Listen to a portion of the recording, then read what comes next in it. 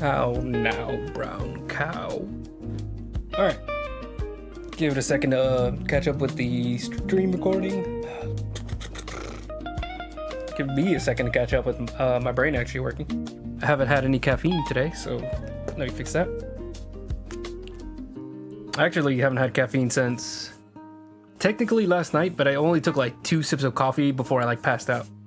So yeah. Oh yeah, 1 second. I was like, why is the light so bright on me? Usually I use like the reflections of light to light my setup. Come on, baby, light my fire. Do do do do do do. Is that good? Hang on. No, too much. There we go. I think that's good. And we can just adjust the settings from there. All right. So last week I was tired, so I couldn't start the stream. I think I got up at like 5 and I had time to set up stream, but it was just like a real rough week for me. I had a job application that fell through, but it's all right. It was like a real long shot kind of thing, so it didn't bother me too much. Like I worked really hard for it to like maybe pull through, but I knew it was like almost like a dream from like the get-go, or not even a dream, because like it was for like a casino company, like doing art for a casino, and I knew like there was always going to be like I don't know if I want to do this, but it was like legitimately like an art thing, which I've never really considered as a career path, like actually making my art into like a commercial product. And the only thing is like concept art. Like concept art can be, I can see myself doing. That's a bit. Hold on, just say. Oh, actually, hold on. Let me check that the recording is good. Yeah, the computer the program had an update since last time I used it. Let me get just a few seconds to fix my camera. But yeah, this last week I don't think I had anything updated. I just I'm trying to remember. It's coming back to me slowly. Hold on. Oh, my brain isn't firing coffee.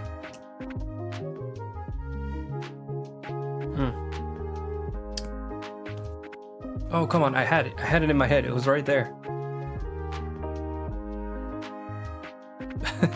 I'm completely losing it. I was trying to do something. Oh my goodness. It was something.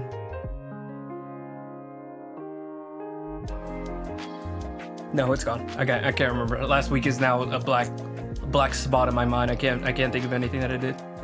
But this week I ended up going to another job interview, but this one was actually very fun to do. Will it work out? Who knows? Hope it does. But I made a big like trip of it, like because it was a little farther than I normally go, because like my job is like 5 minutes from where I live. So this one's like an actual job where it's gonna take a 30-minute, 40-minute drive before I get there. So if I'm 30 minutes, 40 minutes out of the house, I wanted to make something of it. So I went to a bunch of thrift stores. I went to like 5 in one night or day, and that was extremely fun. And because I didn't have enough to do, I did my usual Monday walking, which is like a 2-hour walk. And then I also did, because I was just cramping everything I could in one day, I finally changed the oil in my car, mostly on my own. I think like 95% of it was on my own. The only thing is my brother wanted to make sure I didn't like tear up the bolt. Like you want to make sure that you don't like tighten it incorrectly, because you can strip the metal bits of a screw. According to them, I don't know if they're joking. It is pretty stripped, but what can you do? I'm hoping to maybe only need the car for like another year or two before I can think about like starting to afford a brand new car. That is a dream. All right, let me just fix the white balance. I am blue, avada. I am vaguely orange. Let me turn off the display. Okay, yeah, no, this is a good color. This is a good setup. Man, I'm trying to remember what no, it wasn't that. Oh, now I got it. So last week, one big thing that happened that I wasn't able to talk about was that I finally made a new post. So let me go ahead and just drop that in here. Hold on. I keep blacking out. Let me drink more coffee. That'll help.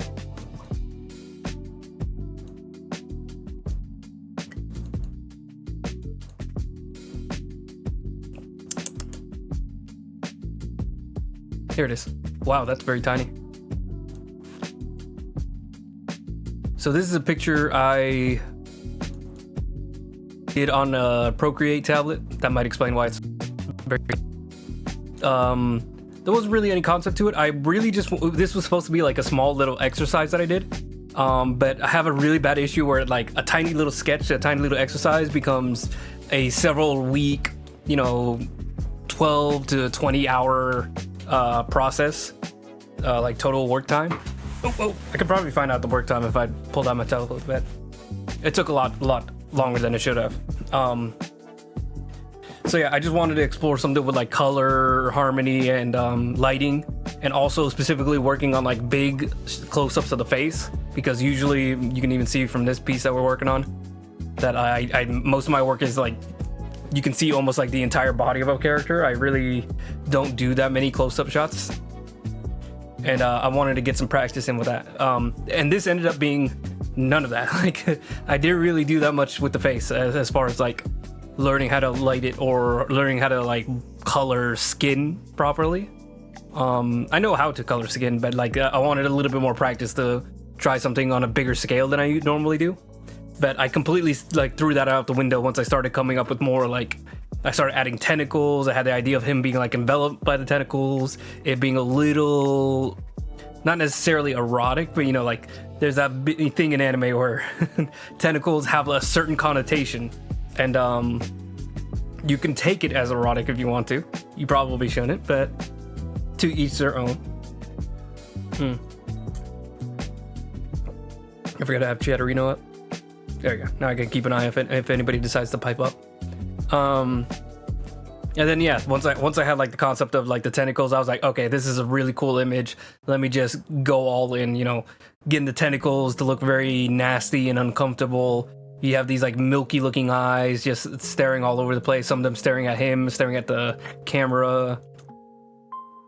You have all these like little bumps and grooves. You don't like just like a lot of like nastiness I wanted to put in it.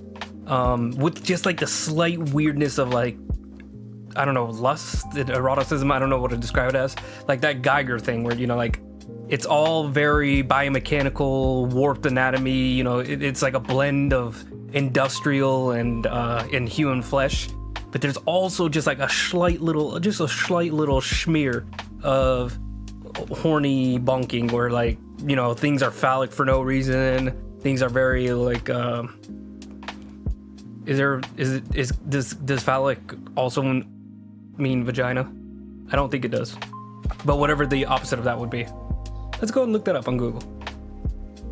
Let's see, Google, help me out here. Whatever the opposite of that would be. That was me, 1 second. They're an opposite to phallic. Or maybe I should just look up the definition of phallic, but we're gonna do this first. Yonic, that's crazy. Yoni, which means in Sanskrit vagina or womb. Okay, so phallic is, everybody knows what phallic is, I feel like. Yonic is of vagina nature or womb nature, or at least that's my personal definition. You can probably explain it in a better way. Yonic. Let's just look that up on Google and hope it doesn't like scar me. Some of these are funny. They're just like circles. Like, I mean, you can, but then there are like much more clear ones where they're like, it's very vulva-like.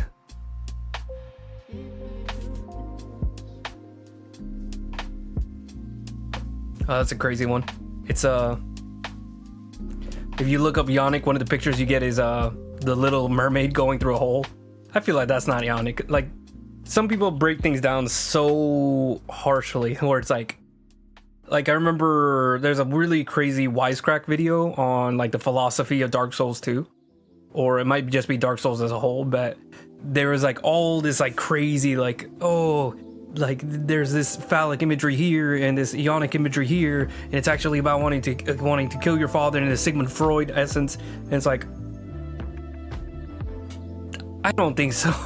Like I understand that there's a lot of like unintentional symbology that you can put into things, and like unintentional metaphors that an artist can put into their work without even realizing it. But then I feel like some people are just cutting things apart and trying to figure out what works way more than where there is no definition. Like Tetris, like Tetris is like a good example of, you can have like a political philosophy for Tetris.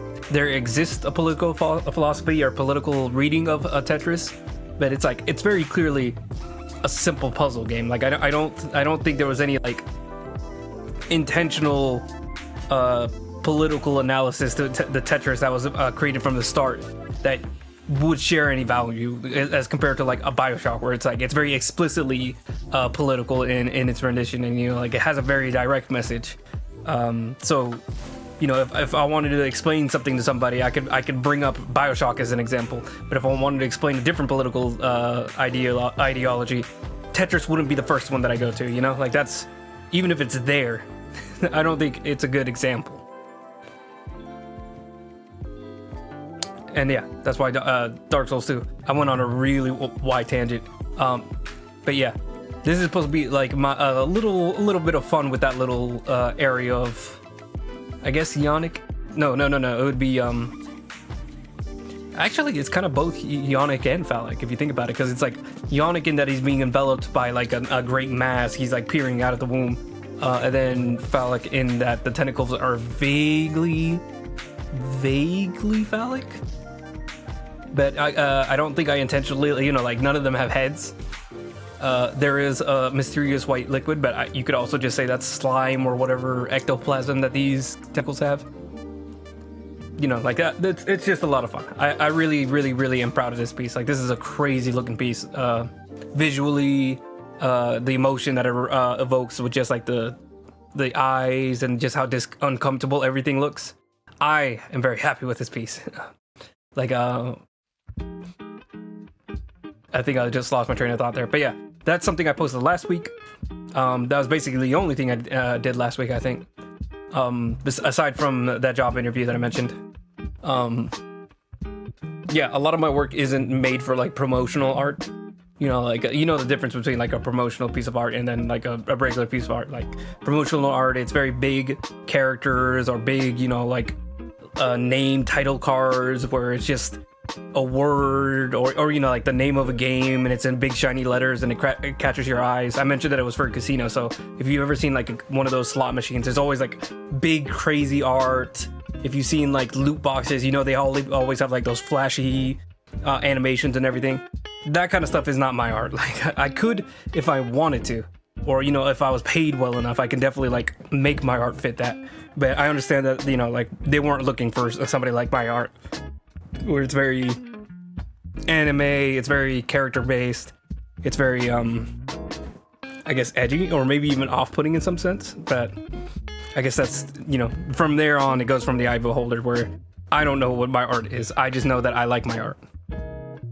I have like different directions that I like to move towards. I like to play around with different kinds of visuals, but I don't really know if it's my place to say what exactly my art is, aside from the stuff that I definitely know what it is, which is like comics and anime and character based. That was a lot of talking for not a lot of art. Where's my pencil? It fell. 1 second. My desk is once again a mess. It was clean for a good while, but now it's just completely a mess. It's because the past 2 days I've been just like all over the place with trying to wake up early enough for another job interview. That really like put a hamper on things. It was one of those situations where like they asked me when did I want to come in, and I was like, oh, just anytime in the afternoon or anytime early in the morning. And they chose the early in the morning one, which is like, that's an option. I can meet it. It's gonna suck for me, but I can do it. Oh, don't tell me the pen's dead. Come on. I freaking charge the pen like every stream. It's so irritating that it happens every single time.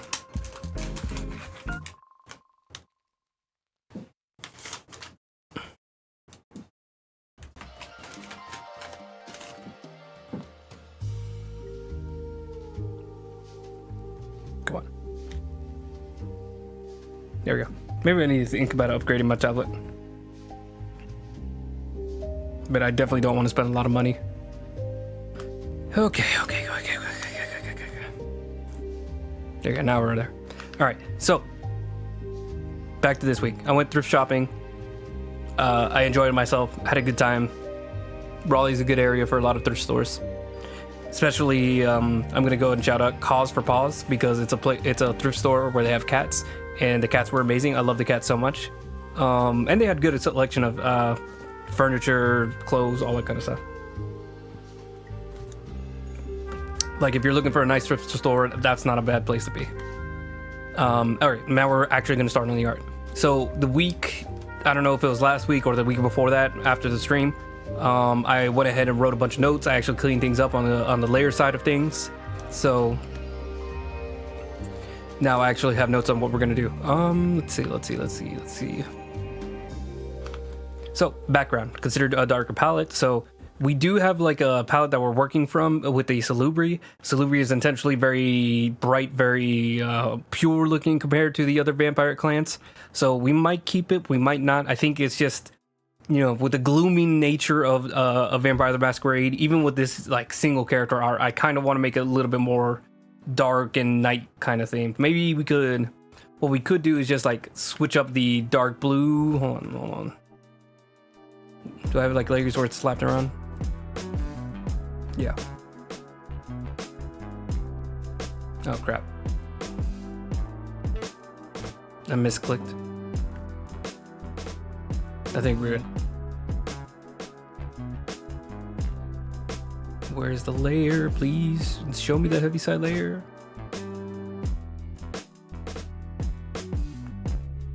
Is that it? No. Well, where's the fracking layer? Here it is, building shading. Make it a normal, make it 100%. Oh, that's normal. What in the world? Okay. So instead of it being like so light, I think what would make the palette just a little bit darker is just like really increasing how much shadow there is and everything.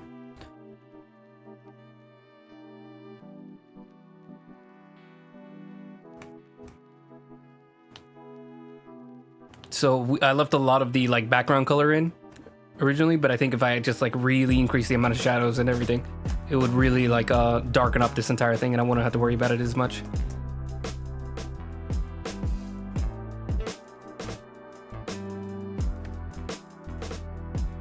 Almost like flip it where now the background is this like darker blue shade, and then everything else is like just lighter notes of the highlight color. Like to make individual pieces stand out. Or maybe we'll just tweak the color palette. We can just play around with it as we go along. Today we're probably going to just be continuing up painting this background. So yeah, maybe that's what we're going to have to do in order to make a lot more of the background stand out. Here, I hope the microphone isn't picking up the wire dangling. Hold on, because that's very annoying. Let me see, where's the Streamlabs? There it is. Let's see. Yeah, it should be picking that up. That's annoying. Anyways. Yeah, we'll see. Why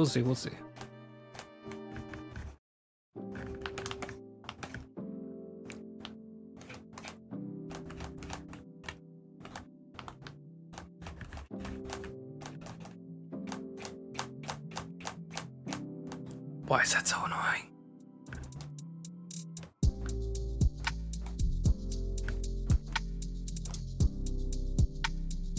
Yeah, this is actually kind of nicer. I think this is actually a lot better. And then we could just leave like a little bit of that background peeking through for like certain areas.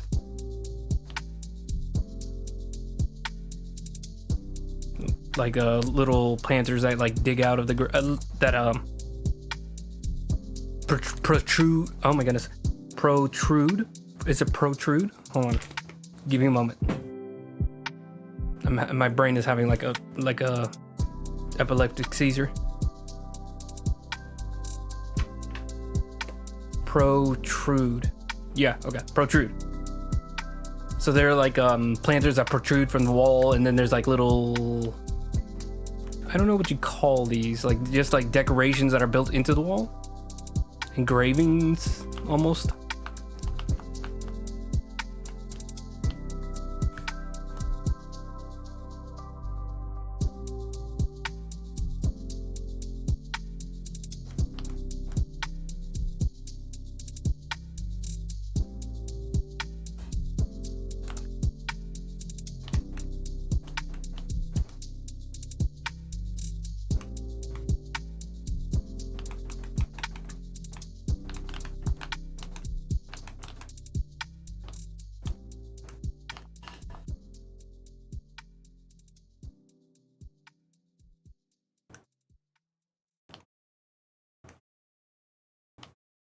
Then maybe just like a little bit on the roof.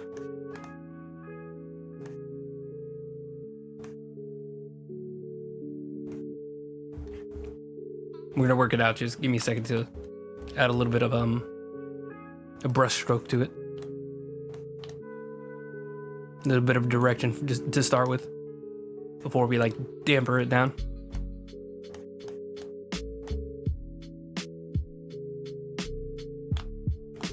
I grabbed the entire like file group.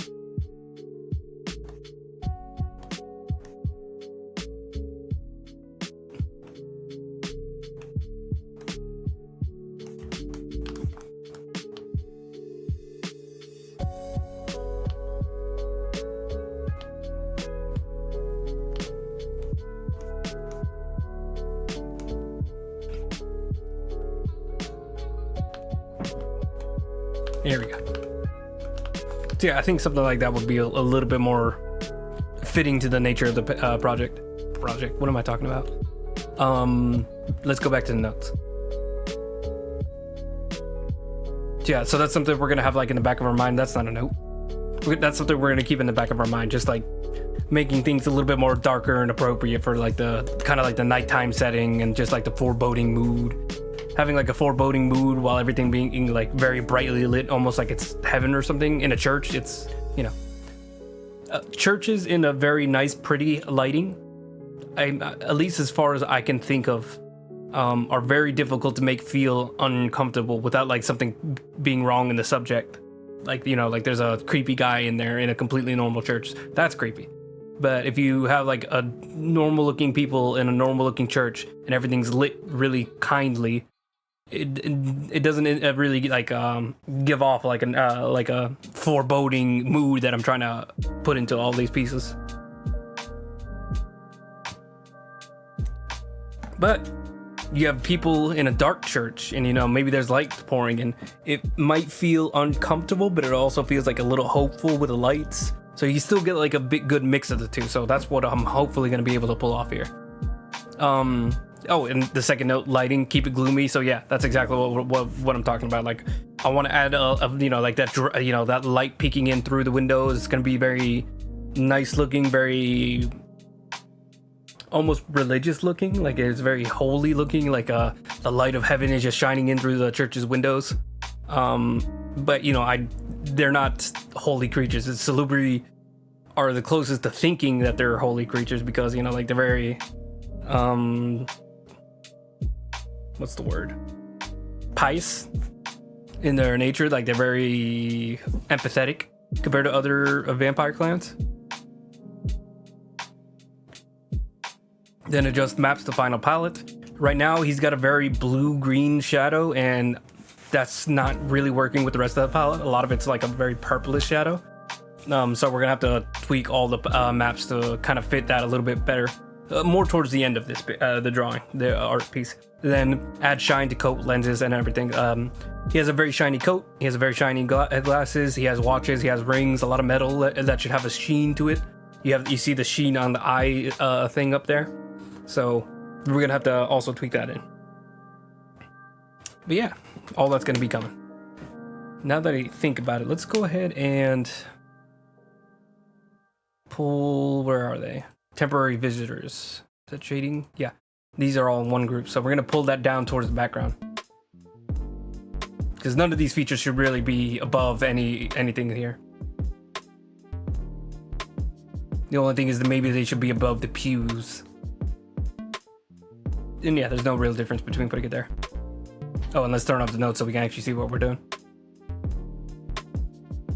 There we go. What? What? We got one more. And I think you guys already know what the last step is. Okay.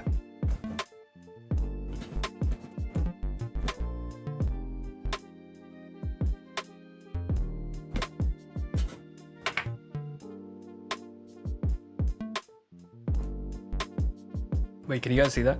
Yeah, you can. How do we get rid of that ring? I think it was like a little extension that I downloaded for Griddo, but I downloaded a while ago. It has the kind of a clunkiness to it, and I don't like it.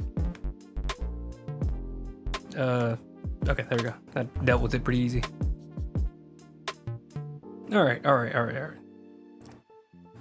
I think we should... Let's turn off all the shadows. Let's turn off all the lighting too. So, be gone. Be gone.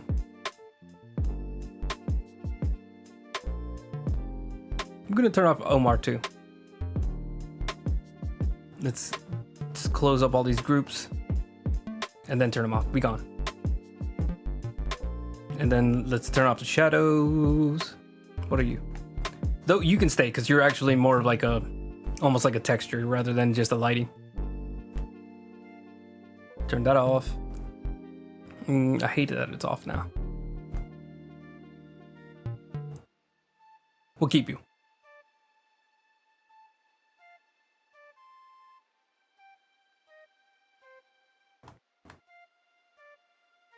Yeah, the rest we'll keep.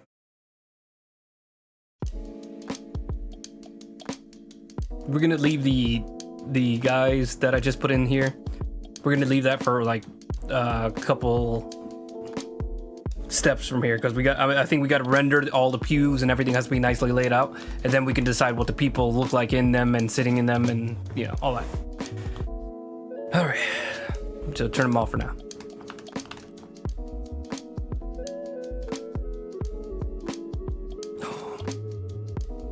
Man, I am already getting tired.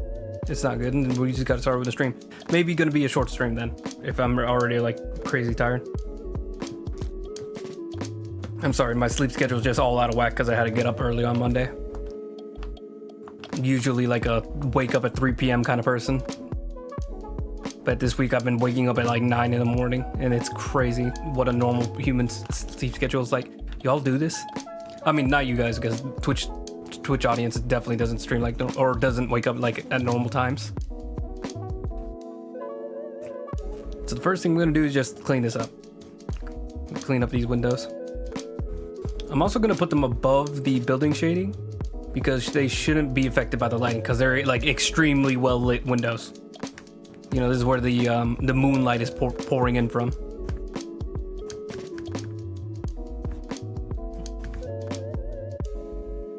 And we're also gonna like erase them to the...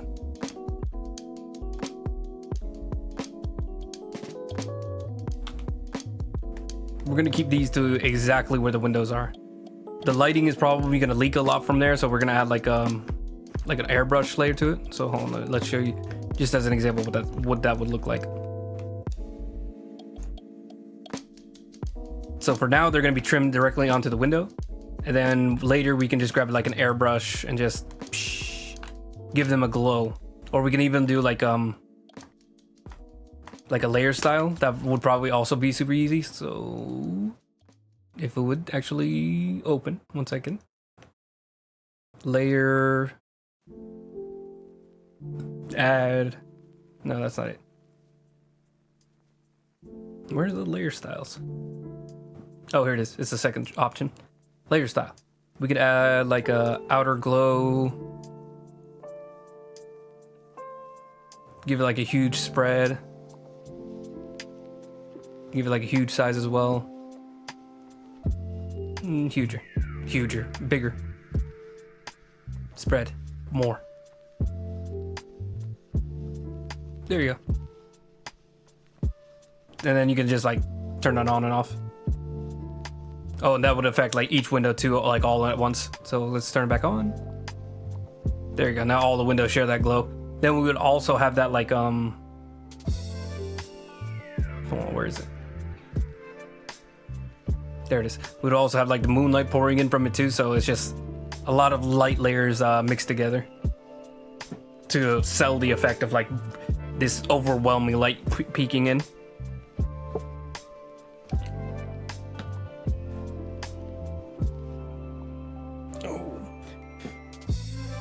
By the way, changing an oil on your car is really annoying. Not because like it's structurally really difficult, it's more just like the screws will automatically tighten themselves and like the filter will tighten itself. So whenever you're just like trying to get a grip on it and just like you're just cranking your hand on that thing, trying to get it to like loosen. I mean, you can use tools, but like it's annoying.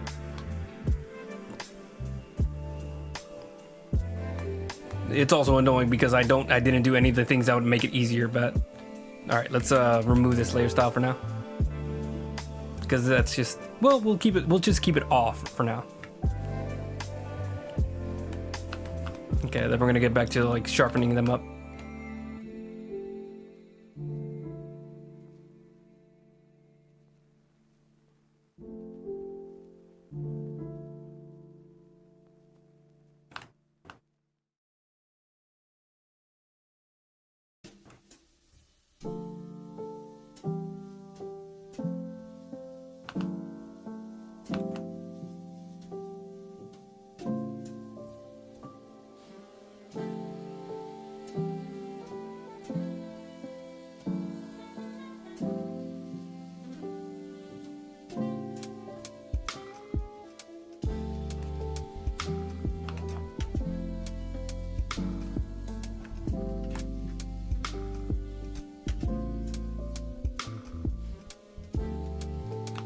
When in doubt, cheat.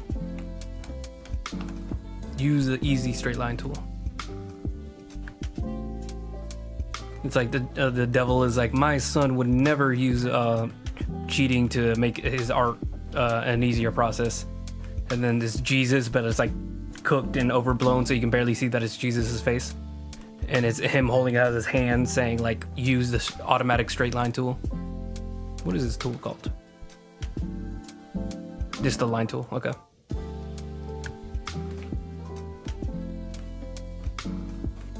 Or I think the one that I always think of is like, my children would never use the Adobe Office suite for free without paying for it and paying for its monthly subscription. And then it was Jesus, but it was like an actual link that you could go to that like just gave you like a torrent for Photoshop and all those things. Would be useful to have now, but I lost that link. It was just a meme. Alas, it was but just a meme.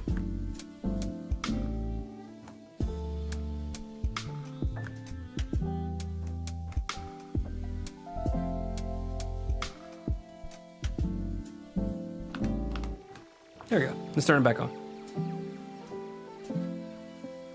There we go.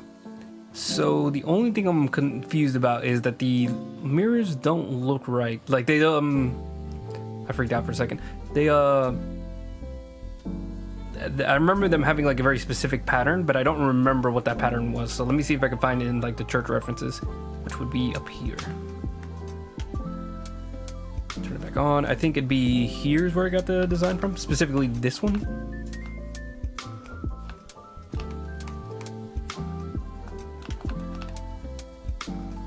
Okay. All right, so I'm seeing it. I'm seeing the vision. And turn off the church references for a second. So go back to the layer. What layer am I on? Oh, I'm on the church references. Okay. Window light. Yes. Okay. So actually, the window starts from here.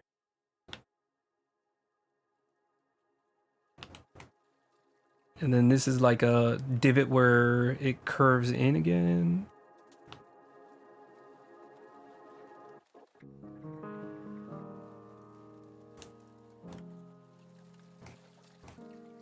Just like that. So that's the actual like window, and then I guess what can we just to make sure? Hold on, let me double check the reference.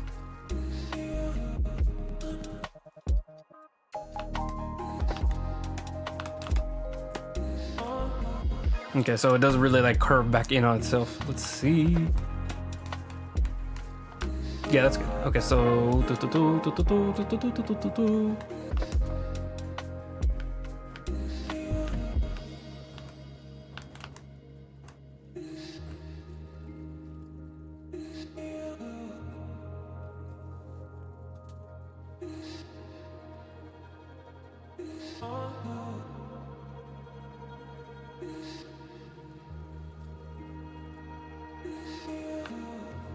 okay, let's turn the reference back on. What does that like triangle above it look like? Oop, zoom out. So there's a little triangle above it. Okay, so it has like a curved section there. So it kind of, I don't know the term for it, but let me just show you what I'm thinking. Like the corners, they don't just like sharply turn in. They kind of have like a groove to them.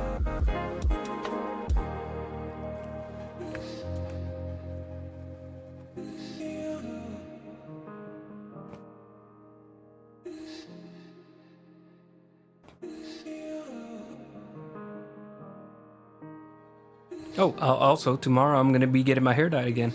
It's been like 2 months without any hair dye. It's actually probably been longer. I think I got it done back in February. Okay, so never mind, it'd be 2 months. It just felt like forever. I feel like I've been losing my mind without my hair dye, which is usually the other way around. Usually you lose your mind and then you get the hair dye.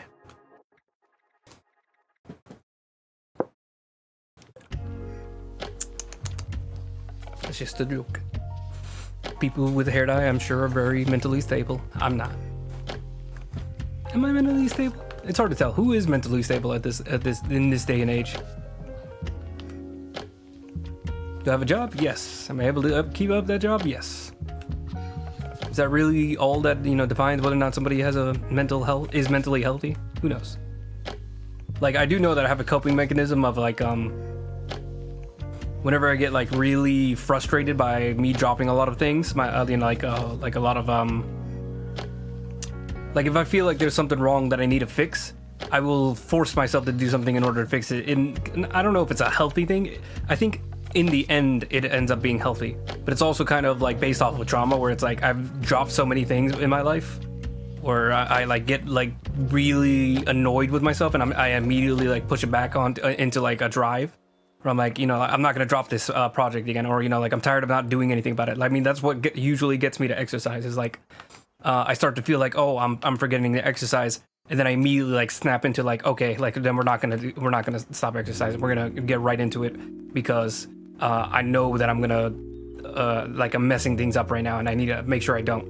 And it's good, like the exercise is good, but it's just like maybe not that's probably not the best. Thing mentally going on, where it's like there's almost like a me spitting on myself, kind of like enough with this weakness, like we gotta fix that. So yeah, I think trauma drives me a little bit, and I don't think that's healthy, but it's also just like it's what gets me through my life at right now. And in the end, if it like gets me out of bed, if it gets me to the gym and working out and trying to improve my life, maybe it is a good thing. It's just I wish it was more like natural, instead of like me having to like remind myself mentally like you're becoming a failure again. That's what it is with like job interviews too. Like right now, it's a lot of like I'm remembering that my brothers have like get paid way more than me, and then there's like they get paid more than you because you haven't sent out applications and haven't gotten a better job. We're gonna like force myself to send out a bunch of applications now, where it's like there's that initial reminder of like something's there's a shortcoming in your life and it's your fault, so you need to fix that immediately. It's nice, like it's kind of fun whenever like I have that drive, but it's also kind of like, are you okay? Are you all right? Is this the best way to be thinking about yourself? And who knows? I mean, I think that's also why I like started streaming at one point, which was just like you're not like sharing any of your art, and like nobody sees your art at all outside of like you're just your best friends, and they all talk about how good your art is. And so there was like a moment where I was just like, you know what? There's all this like thinking about like maybe I could stream one day, or maybe I could share my art, and then I was like, you know what? We're just gonna do it. You're not gonna just keep talking about it and just be a failure about it. If only I could do that for like actually selling art, or you know, like selling any items. But I haven't had that wake up moment yet.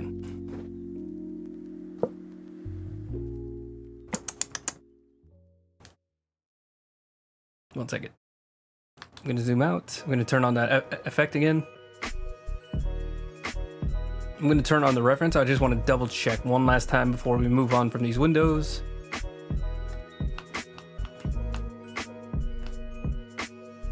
Yeah, looks like everything. And just as a reference, there is a dark line between the brighter parts of the window because it's basically going down towards this area.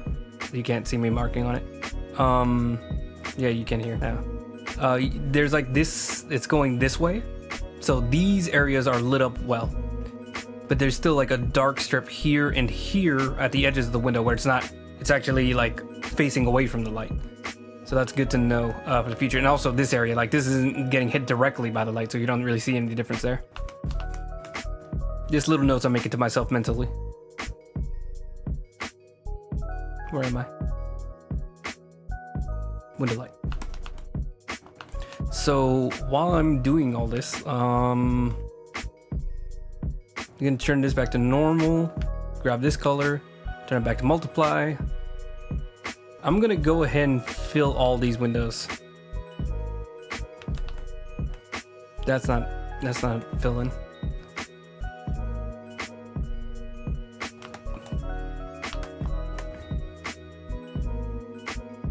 Oh, that went too far.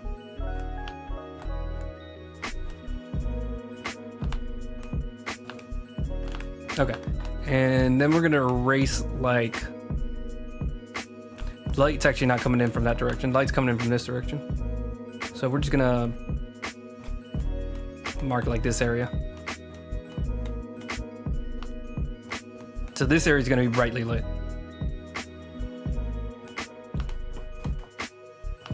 Then we're gonna trim out the sections that are facing away from the light. So like here. Here's the facing directly away from the light. Trim that off. Okay, good. Then also the section where like the window is actually being dug from. So this area too is gonna be in shadow. And then this area down here is gonna be it. And we could also maybe like get in like a little crack here in between the bricks.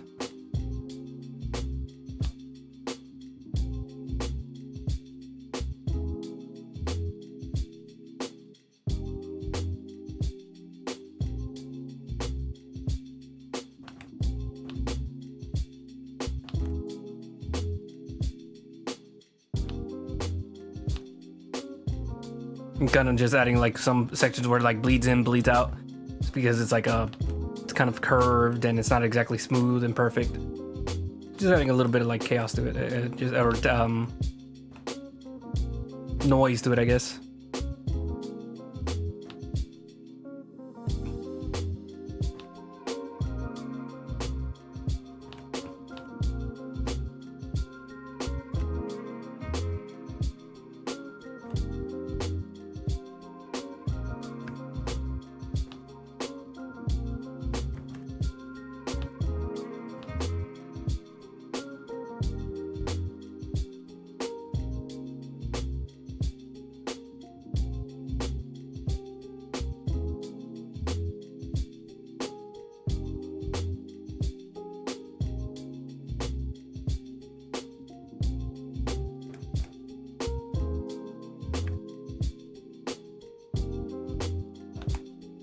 There you go. Nice little bit of texture and noise there.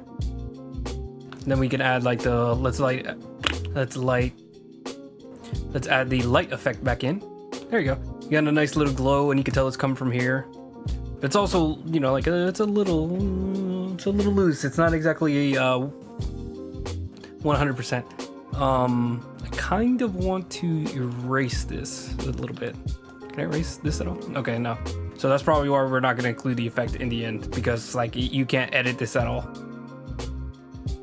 Wait. But it's a nice little quick thing, so we might keep it just for the time being. Then we're gonna do the same thing here. And this should be the only other one.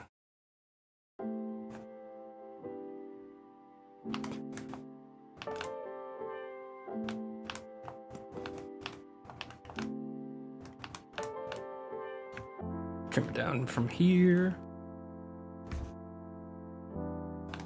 Trim it down this section. Just one straight line. Doesn't have to be beautiful. Doesn't have to be perfect. I like to keep the background a little. Sorry, excuse me. Loose. Okay, I'm gonna cut out the sections where it's completely facing away from the light.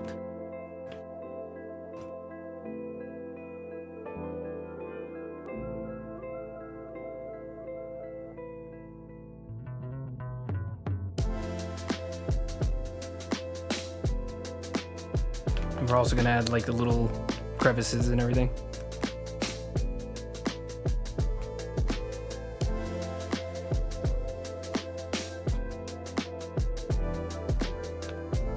All right, and then we're gonna add some noise to the texture and thin them out just to make them feel a little bit more textured. Did I say textured twice? I might have. It's really hard to figure out like synonyms for words whenever you're like in the middle of focusing.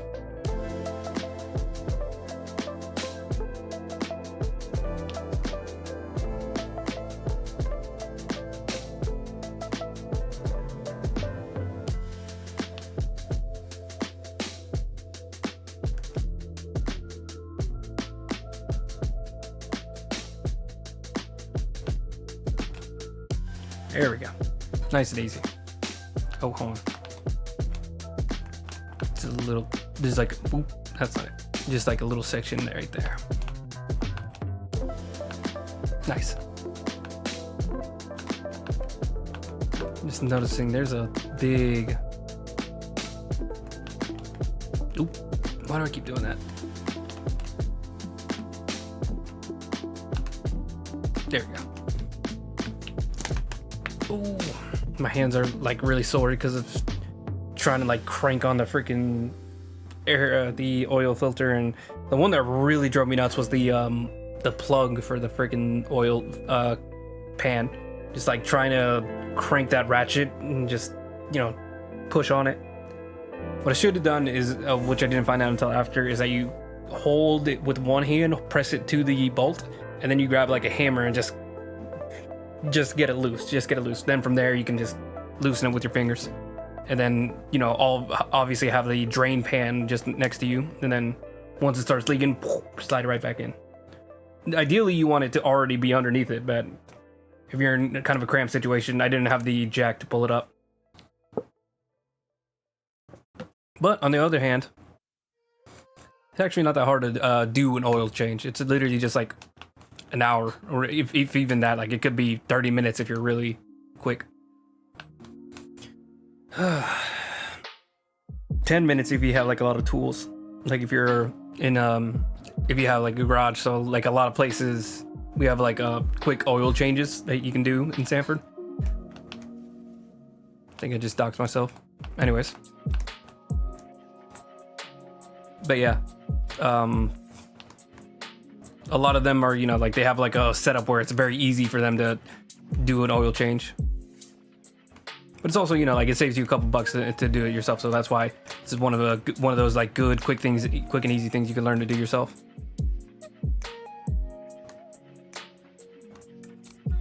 Like car washes, I would rather pay somebody to do it, because it's like it's very intensive and it's very annoying to get into all the grooves and everything. And usually I don't do that very good a job when I do it on my own, because, you know, it's A, not my job, and B, I don't have as many as the tools as I would want to do different sections. So like, you know, you need like a glass cleaning brush, or, you know, like you need interior brushes. I don't have that, but other people whose job it is to clean cars do, and they do a much better job. So I'm fine with just shelling out a couple of bucks every now and every like month or so.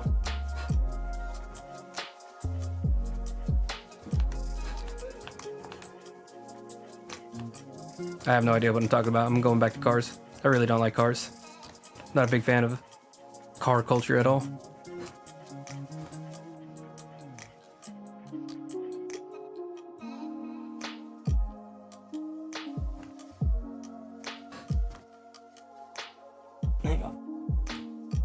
Oh, goodness. I need a stretch.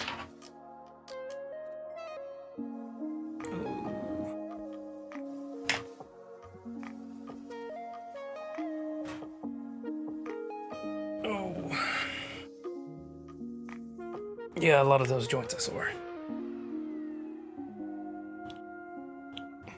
I picked up a lot of good clothes whenever I was traveling to the thrift stores. Did some recommendations. Uptown Cheapskate in Raleigh. I really don't like it. It's decently organized as far as thrift stores go, but it's very female oriented. Like the men's section is like just like the back wall and that's it. Like the women's section is several aisles of like women's clothing, dresses, pants, and all that.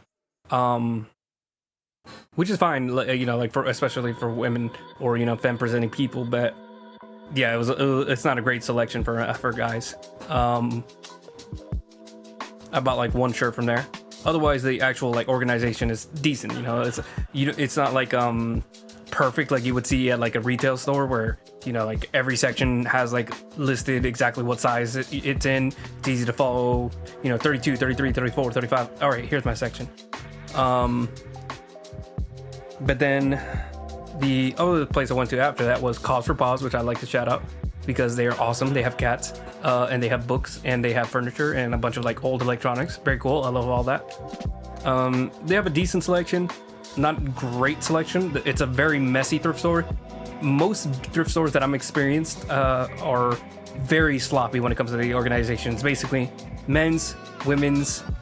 That's basically it. And maybe in this case, you get like, here's the pants section, here's the t-shirt section, here's the everything else section. They're not separated extremely well. And you can kind of get like little trends. Like you can see, oh, they put the khakis here, and then everything, the jeans in this section. But they do have like decent like items, like, you know, decent articles of clothing. Wait, I got like 2 shirts there that I liked. There was a lot more like thermals I could get, but they weren't like really like selling me on it. Like they weren't really like to die for. But 2 sweaters, pretty solid. Plato's Closet, I went there in Cary. That one was it's great, but it's also a little pricey for a thrift store because it's a lot more youth oriented. So it's a lot of like teenage clothes, a lot of bands. A lot of, you know, those brands that are very Zoomer and Gen Alpha oriented. Like I saw some Odd Future clothes there. I love Odd Future. Rest in peace. I guess I guess it's no longer a collective. So, oh god, I almost choked. Sorry. And they're the best organized, Plato's Closet. So like their section is actually like you would see at a retail store where it's the 32 section, the 33 section, the 34 section for pants. Or, you know, here's an extra large, and almost everything is actually what it's listed as, you know. Even at retail stores, people will mix it up because they put it back on the rack and they don't actually check where they're putting it. So it's not perfect, but, you know, it's pretty darn great for a thrift store. But in exchange for that, it's also much more expensive. Like, I think both the places I bought a shirt or 2, and it would be like $11, $12 for everything. And then I went to Plato's Closet and I spent like $60. Like, it was crazy for 3 shirts and a pair of pants. So you pay a lot more, but it's also a lot better quality. And, you know, like I find a lot more things that I would actually like to wear there.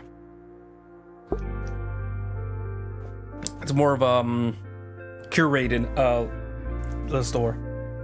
And it's good. I liked it. And that's over in Cary, Plato's Closet in Cary. If you want to pay for like expensive stuff in a thrift store, which, you know, is kind of against the idea of a thrift store. You usually pay like pennies on the dollar. But, you know, it's not too bad. And then I had the local one here in Sanford, the like a PTO Salvation Army thrift store, and actually not too bad. It's a lot of cheap stuff, like, you know, cheap t-shirts from like single family events, or like company drives and that kind of thing. But they had like a great outerwear section here where like there's a lot of like really nice coats. It feels like a lot of old people with a decent amount of money spent, you know, good money on good jackets and stuff. And then, you know, you'll find like little nuggets of those that were eventually donated to a Salvation store. So I got like a nice denim coat, a light little thing. But there was also like a rain jacket that I really liked, but it was just a little bit too small. So that's my experience as far as like my thrift store adventures.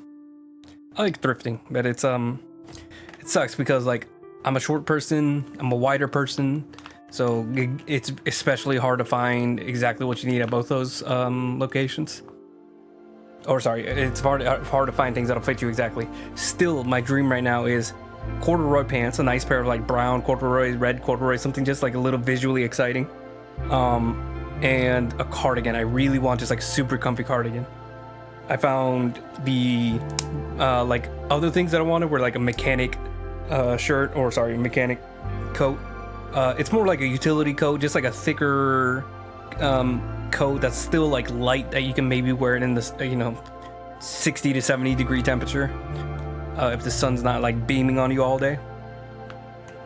But it's got like a nice thicker quality to it, so like you could picture yourself like being, I don't know, like at a work site, I guess, like a construction site. Whoa. That's enough out of that.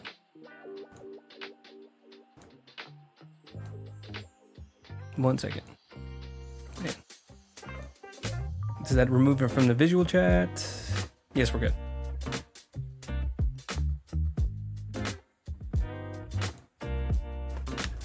Sorry about that. Been a little while since we had like a bot come in.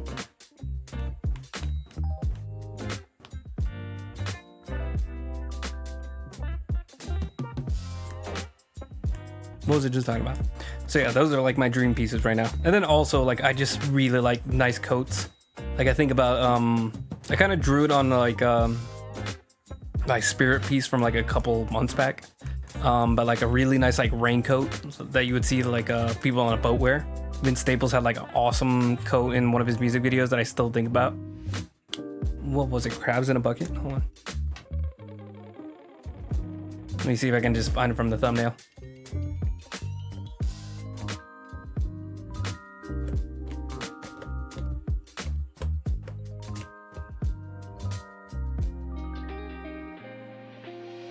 It's a big fish.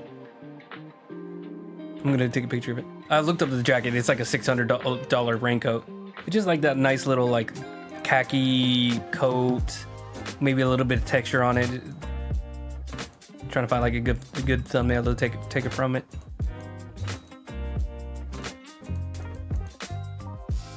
Here it goes. Come on, stimping tool, open.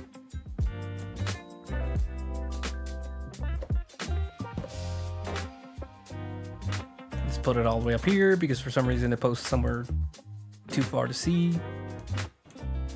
Higher.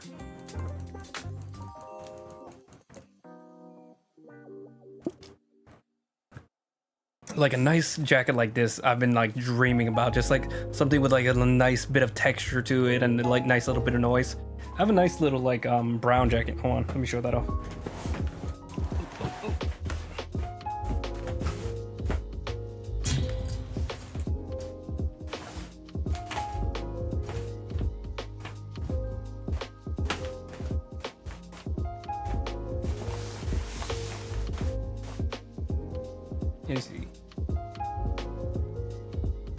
Like this jacket I'm really in love with. Like it's got like a nice bit of color to it.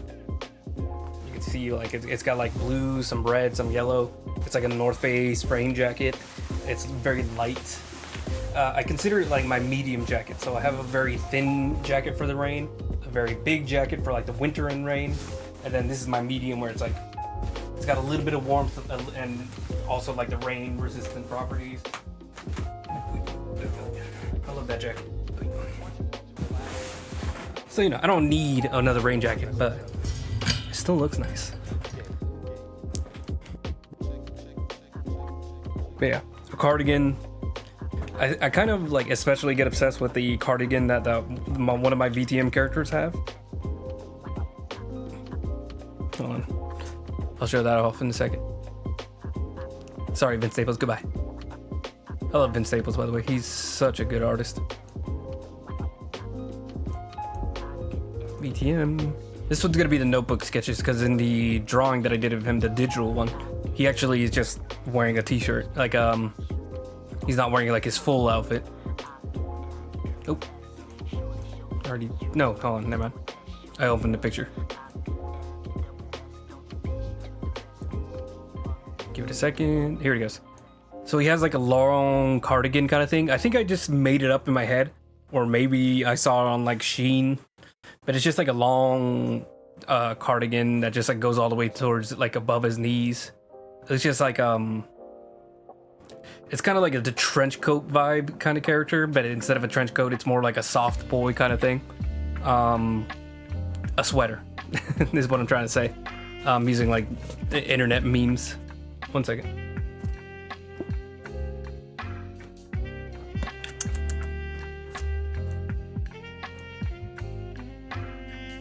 Yeah, I think that's kind of like low-key been one of my dreams. It's especially hard because I think I found one almost exactly like this at the first shop, the Uptown Cheapskate, but it was a women's coat, and that's not really an issue for me because I know that it's like a soft boy kind of thing. The issue was that I could tell like it wasn't matching my shoulders correctly. It was a little bit tight, especially around my arms. Like I have obnoxiously huge biceps. That sounds like I'm bragging. It's more annoying, really. I didn't want huge biceps, but it's really easy to work out your biceps compared to like a lot of other muscles. And especially with like how fat I am, like it really just like bulks it up way more without much definition because I don't know how to lose body fat very well. I suck. But I'm also like comfortable with what I'm at. Like I'm okay with being like a little chunky, a little muscular. I think it's a good shape. Like it's a good medium to be at, for my preference. Although it would be nice to be a lot more cut, but I'm okay. Okay. We're back on drawing. Where am I? I kind of want to clean up the doors. Let me go and do that. Normal. Put it back to multiply. And we're just going to fill it in a little sharper.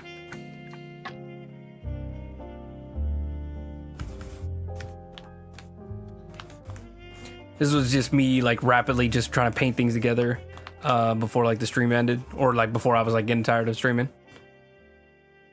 Let's see. Let's turn off the pews for a second. Here it is, pew group. It doesn't have to be perfect because again, this especially like that back corner is gonna get cut off. I kind of want it to be normal. Hold on. Let's keep it multiply. I'm gonna absorb this color specifically, turn it normal, then we're just going to paint over it. Let's lock it. So we're only changing the color. It's kind of a cheating way to do it, but a lot of art is just learning how to cheat very well.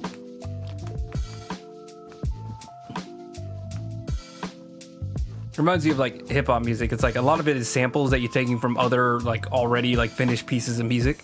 But then the trick is to do it so well and change so much about it that it becomes like an entirely new song. And really, it's not cheating at all. It's like an actual new piece of work that's completely different from whatever you're taking it from. And that's where like my mindset is on cheating as far as like art. I'll call it cheating because to me that's what it is. But the cleverness or like the uniqueness of it comes in whenever you're cheating so well that it becomes its own like unfinished. That it becomes a finished piece that's completely original from whatever tricks or doodads that you're doing, that you're starting from. If that makes any sense. It makes sense to me, but I don't think it makes sense to anybody else.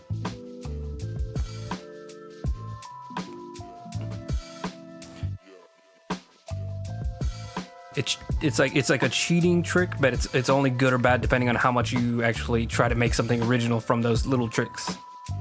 It's like photo bashing. Photo bashing is literally like using actual photos from people and other photographers, and then bashing them together in Photoshop so they make something completely original.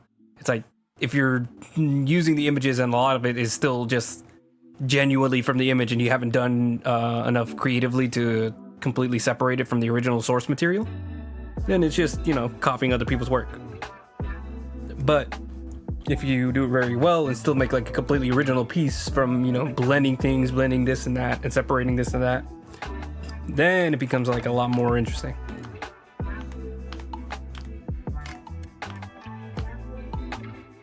There we go. Then whenever we take off the line art, where's that?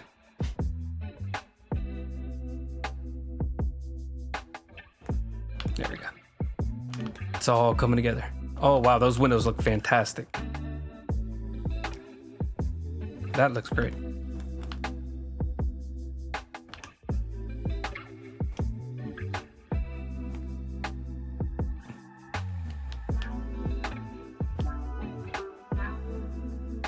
I'm gonna just do a little something here. I'm gonna lock the background because I'm just trying to add some texture and everything here.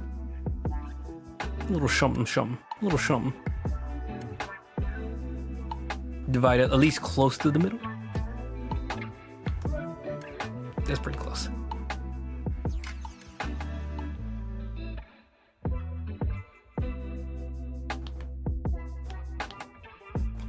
Nope, that's not enough paint.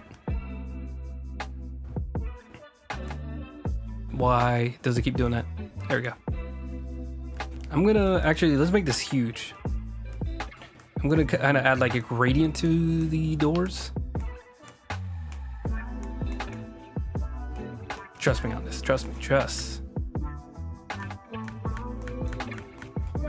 We're gonna keep working on it and tweaking it from here.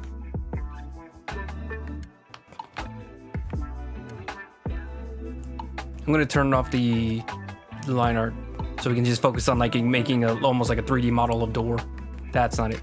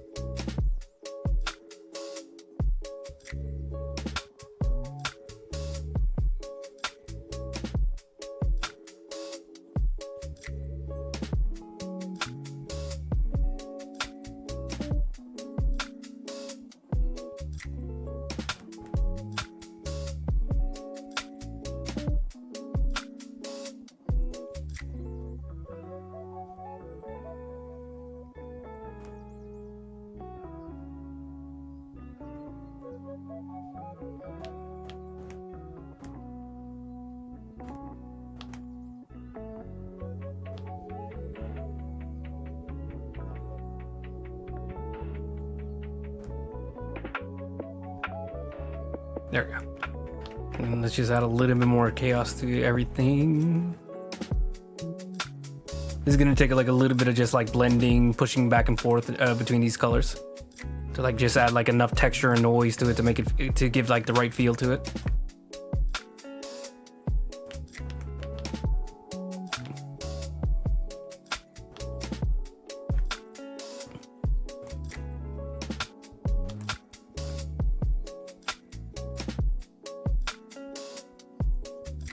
See, a plebeian would be worried about like how this is all in one layer, and you know, how am I gonna go back from here? You know, like if I mess this up. But I am a big boy. I'm a big Chad boy, a man even. You could even say. So I have no concern of screwing things up because I know I will. And there's a safety in knowing that you're already gonna screw it up, and just accepting it. It's like cringe. It's like if you just accept it, you're suddenly not so afraid of being cringe. I'm still afraid of being cringe. I haven't reached that state of nirvana yet. There's aspects of myself that I'm like okay with being cringe, like comic books. I know I'm a nerdy little comic book reader. And worse, I'm a DC fan, so I can't even use the Marvel excuse of like, oh, I just like the movies. What am I gonna do? Lie and say I like the DC movies? Would I be so bold? No. I hate the DC movies. I've always hated the comic book adaptations of like the comic books that I like. Like the most I've enjoyed a DC movie is like the newest Batman was pretty good, but even then I don't really want to see it again. It's like it was pretty good. It's like it's an adaptation of flat out one of my favorite Batman stories. You know, like the origin year one, but I still like the original year one way better. And I don't really know what it is about it. Like I don't have like a very logical, you know, cool reason. You know, like I'm not above film adaptations. Like I can watch it, I enjoy it. It's just, I guess like no matter what happens, like I always have like a different adaptation in my head.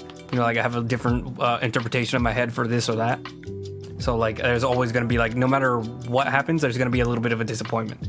And I wish it wasn't the case. You know, like I feel like it's a very silly way of thinking of things, but it's just naturally what happens in my head.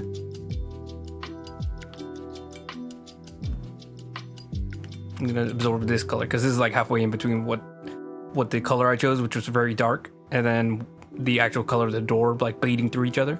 So this is a little bit like a light darker color. It's darker, but it's not like so dark that it doesn't match with everything else.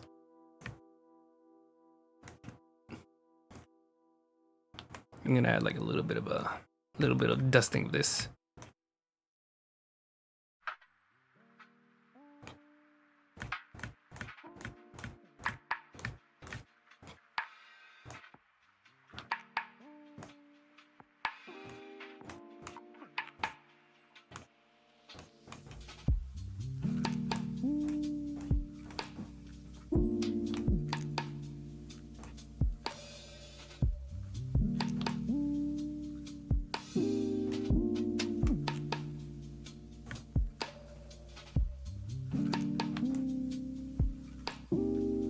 Yeah, it's pretty good. I think we're good there. I think it's a pretty well detailed door. Let's turn on the pews. There we go. Kind of fades into the background, or it will whenever we get to the rest of it. I guess the only thing is maybe I'm gonna go ahead and just put it on the layer itself. We're gonna put like a door handle.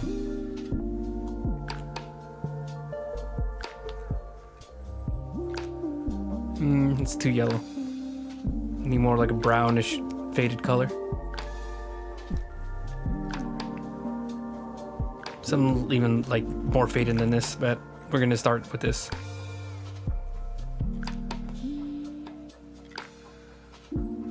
It's a little too big.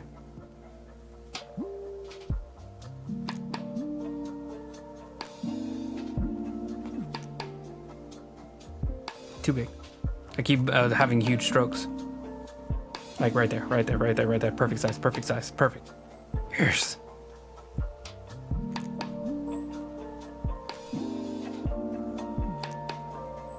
I'm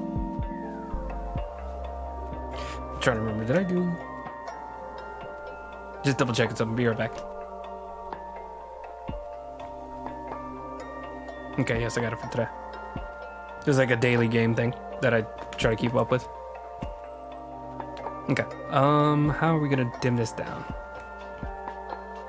This is a good one. It's not exactly what I need, but at least adds a little bit of like a second tone to it. Then I just need like a really desaturated version of this. So let's go to the advanced color selector. Gonna go all the way to like night, desaturated. That's not desaturation. That's desaturation. Hang on. Let's just grab like a in between these two colors.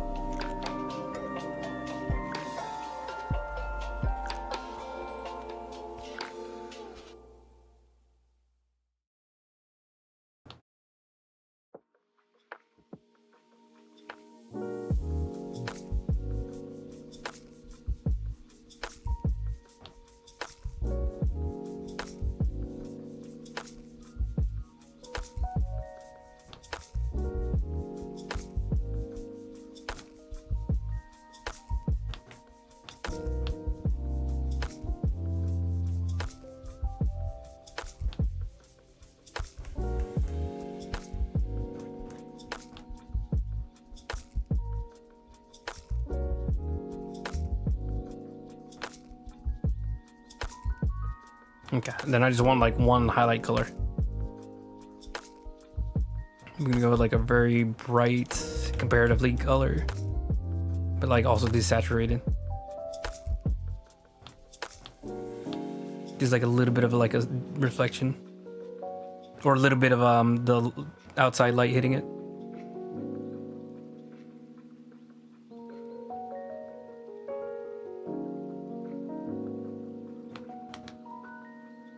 There we go. Just a little sheen on it. Okay. Oh,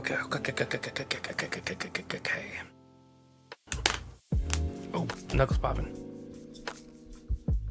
Let me check the video real quick. Hold on. I want to double check that the ad isn't on there. Okay. It's really nice that they have a feature where it's like if you delete the message or if you block somebody for sending a message, it immediately deletes them from the chat, even on the visual side of things. Like there's no like visual log of it. That's nice. That's nice. 1 second. Sorry. Ooh, my bones. Ooh, my delicious muscles. Sorry, was feeling myself. Apologies. My confidence boosted for a second. I started a little late. I started like 6:40, 6:45. We are about a straight hour in. Okay, we're making good progress. We're getting like small little details in the background worked out. We're not going to finish the background in this this session. We're just going to try to get what we can done. One thing I want to go ahead and do is add the little planter above everything. So where is that? Oh, let's turn that back on. Oh, there is no layer for that, is there? We're gonna add it on its own just here. So what is a good color? I'm gonna just grab this color because I like this color.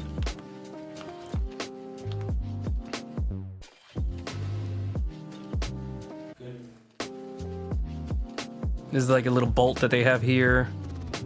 Then we can have like the chains leaking. That's not the word. Wanted this bluer color. We're gonna keep that brown that it has there now. Oh, this is one of those this is like one of those visual glitches, like the blue and yellow dress and the white. What was it? White and yellow dress? Blue and red, white and yellow, blue and white. I don't know. Hold on 1 second.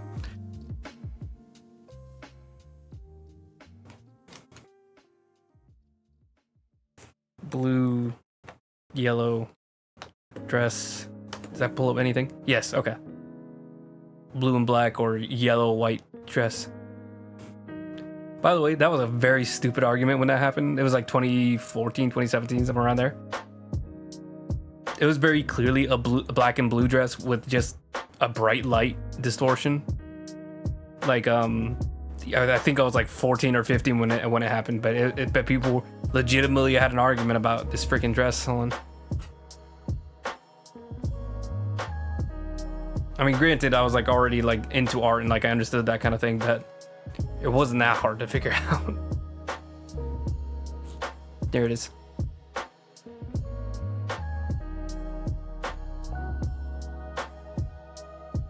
Anybody remember this whole discourse?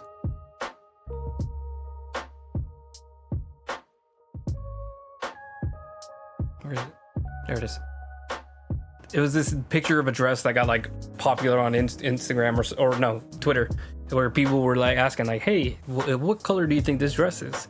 It's blown out. It has a bright yellow exposure. So if like you mentally subtract all the yellow from the image, it's very clearly blue and black. Like it's not like I can't even really see a yellow and white dress. Copy image. Just as an example. Like, I don't see this here. Like, that doesn't make any sense. In a yellow room, that would just, like, there would be no, like, slight bit of blue here and there. Because you would have to be, like, in a cold environment, like a cold, you know, color scale-wise. So you'd have to be in a blue environment for a white cloth to look blue. But if you're in a yellow environment and the white cloth looks a little blue here and there, you know, like there's a little bit of grayish, bluish color, then that would signal to you, oh, it's a blue dress. I get that it's a little hard to tell exactly what color it is. Like maybe you wouldn't be able to tell it's blue and black. But if the options are yellow and white and blue and black, then there's a very obvious answer. Like it's annoying because there's people who maybe they were joking, but they still say to this day that it's yellow and white, and it's like, come on, it's not that hard. It's not that hard. Sorry, I forgot why I brought that up. Oh, so the reason why I brought that up is because this looks like blue to me here, but then when I use it over here in a blue section, it looks red. And I think that's the same thing where it's there's probably a word for it. If I look at this article, it's probably going to explain terminology wise.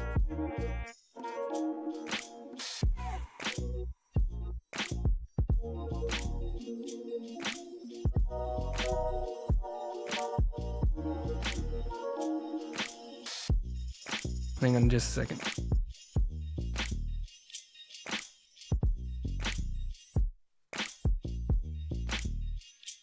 Near color, or what is it called?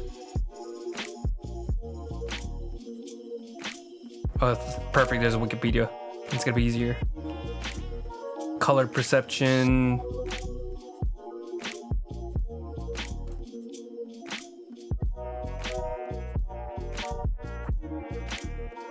Chromatic adaptation. That sounds smart.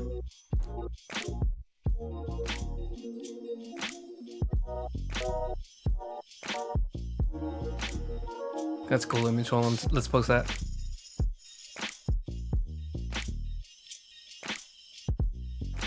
This is on the Wikipedia page for it.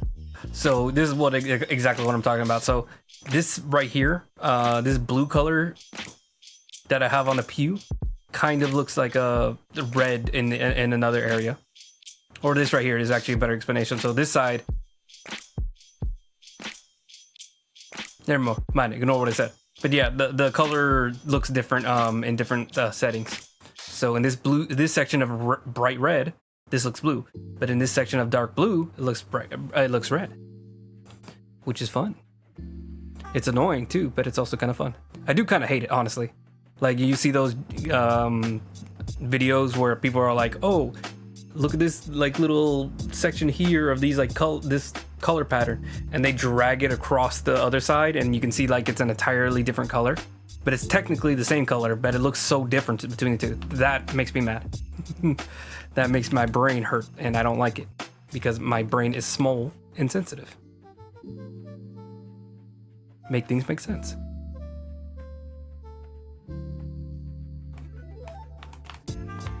I'm gonna thin out these little wires. Hang on, I'm gonna bring up the line art because I'm kind of having trouble understanding what I'm looking at. Okay, I see. So we need like a metal color for everything. I'm gonna just fill in. Here it is. I'm just gonna fill in all this section,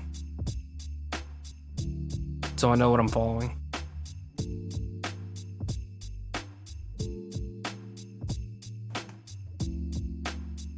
So then we're gonna have to work from this, making it more round and fit everything else.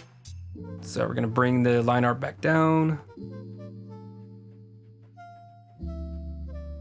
I'm actually gonna turn it off, and then we're just gonna work from this, what we have here. So it's gonna even this out with the other side.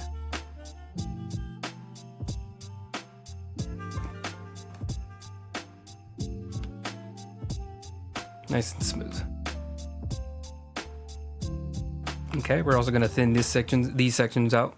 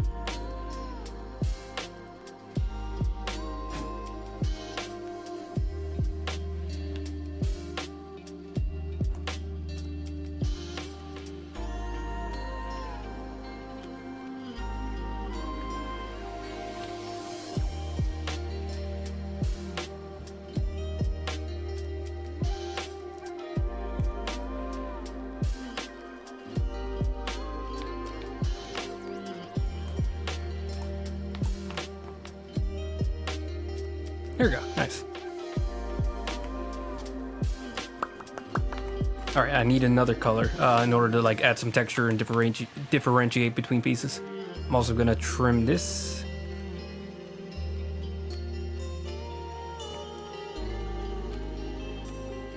I think that's a better angle, just like that.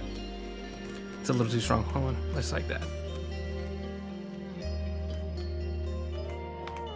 We're kind of like molding a shape out of what we have. I kind of also want to add like almost like a chain look to it. So can I just...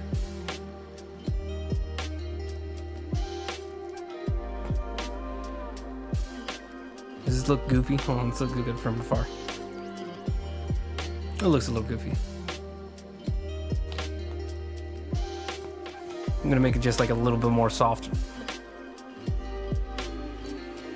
and undefined.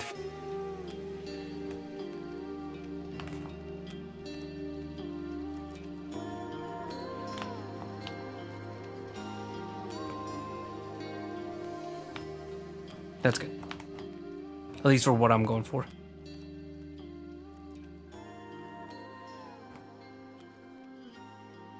It's a little too much there. Hold on.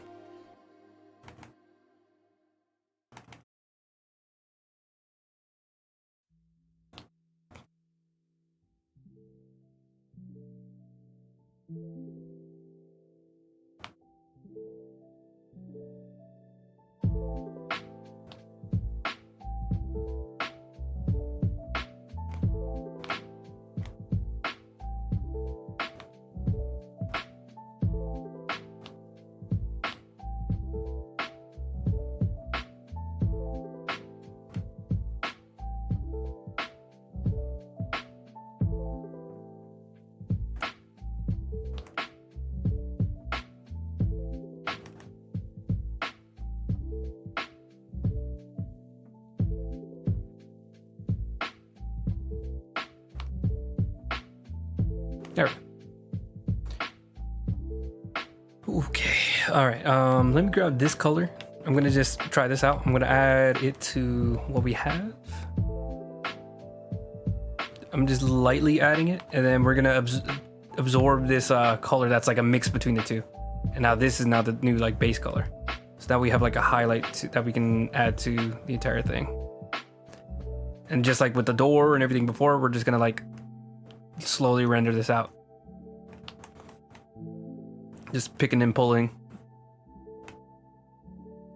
I'm gonna also lock it so we like stay. We're just worried about this area. Oop.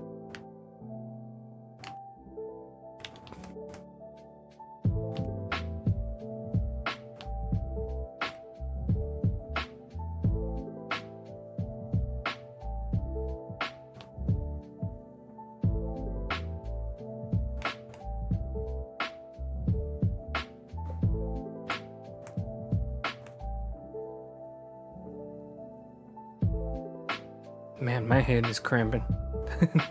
It's because I was tugging on the freaking ratchet so hard, just like trying to pull it.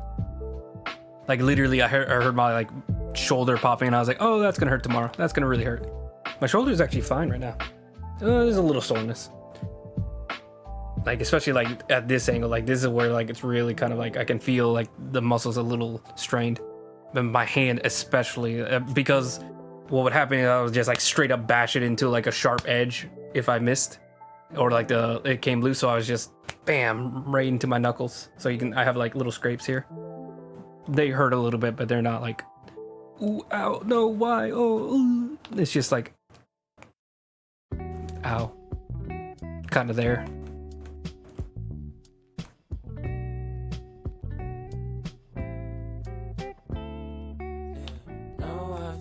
I'm gonna add like a little bit of patchiness to it. I kind of wanted it to be like a rough metal texture.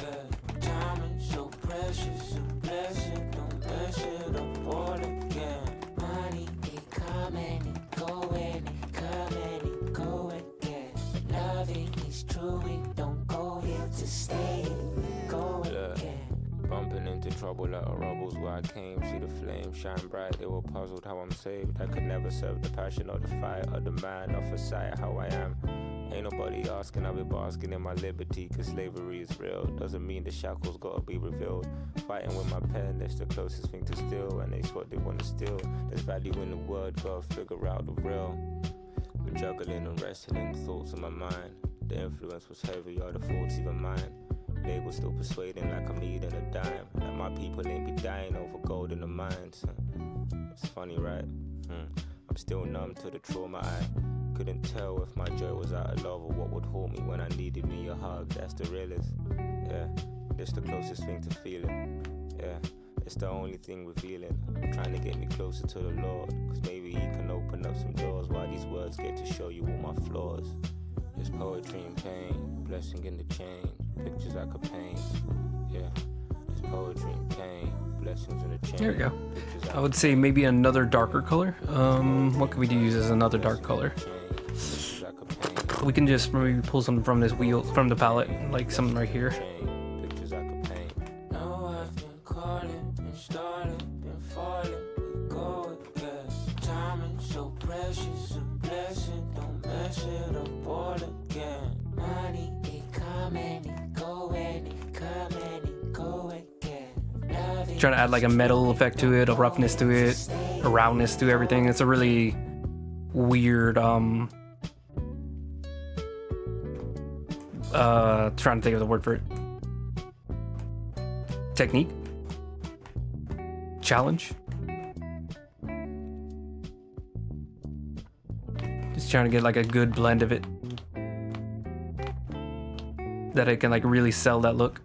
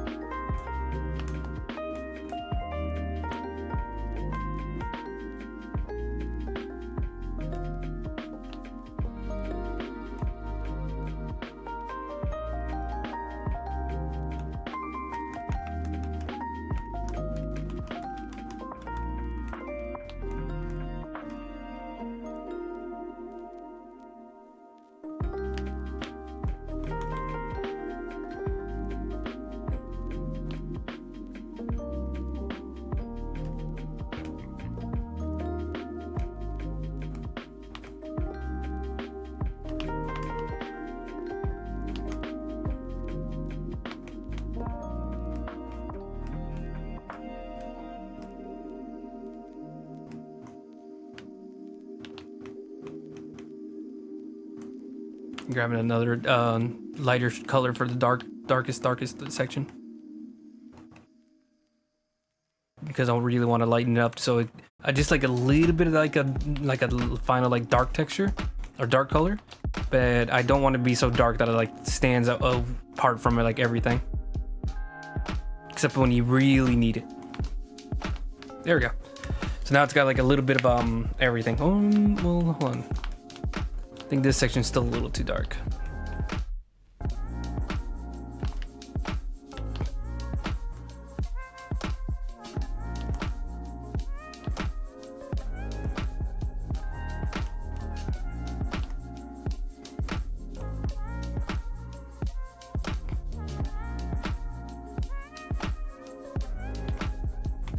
There we go. Oh man.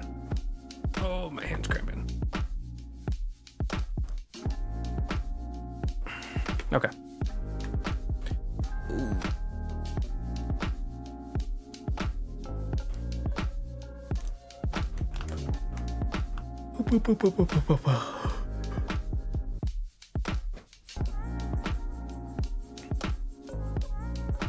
Okay. So the vegetation, let's see, we could probably put that above everything. 1 second. My dog's in the room now.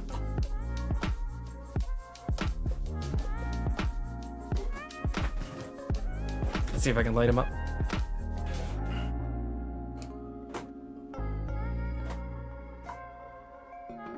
Right down there.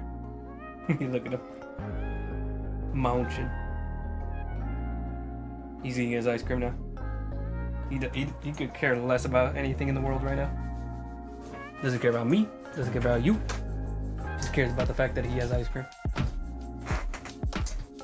He's in his happy place. Being a greedy little goblin, curled up and just munching.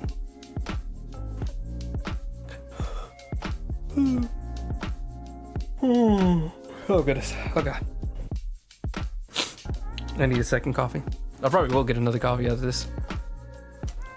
But that can wait. Where are we? Oh yeah, that's right. I was gonna pull the vegetation layer above pretty much everything. There we go. We're gonna just erase sections. So let's also make this like a multiply. No, we can leave it normal. I prefer normal. And then we can just like actually like adjust it to the color palette. So let's make it a multiply. Hold on 1 second. We're gonna make it a multiply just for a little bit. And then we're gonna put it back to normal just so we can grab this color. We're also gonna lock it and we're gonna just mess it up a bit. I'm gonna grab this like in between shade.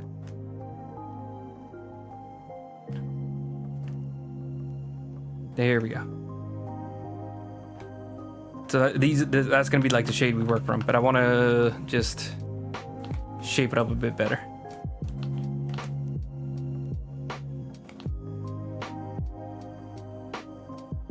Make it feel a little bit more intentional.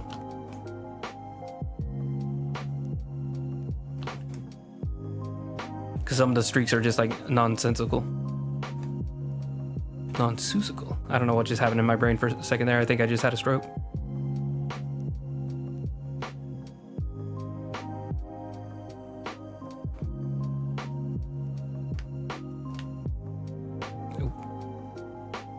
Gonna fill in this section. Add a little bit more green to this area. Gonna simulate a little bit of a overgrowth there too. Then we're gonna trim that down as well.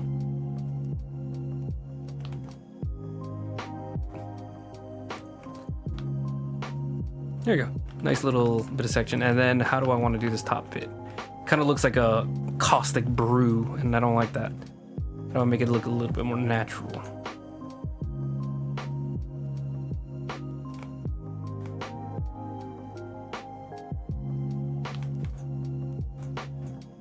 That doesn't make any sense. Hold on.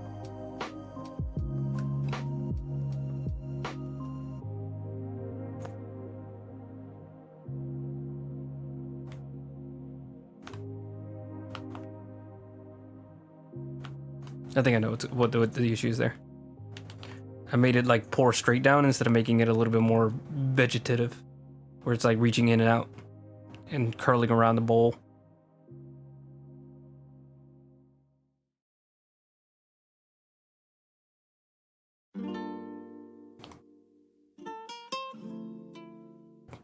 My dog is just munching a freaking way.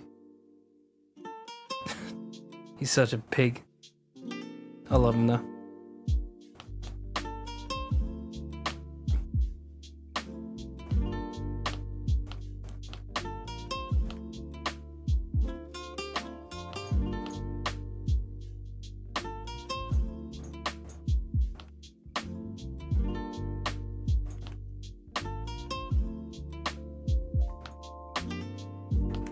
Okay, we're getting to the point where it's a little bit too detailed, but we're gonna dial it back in just a second.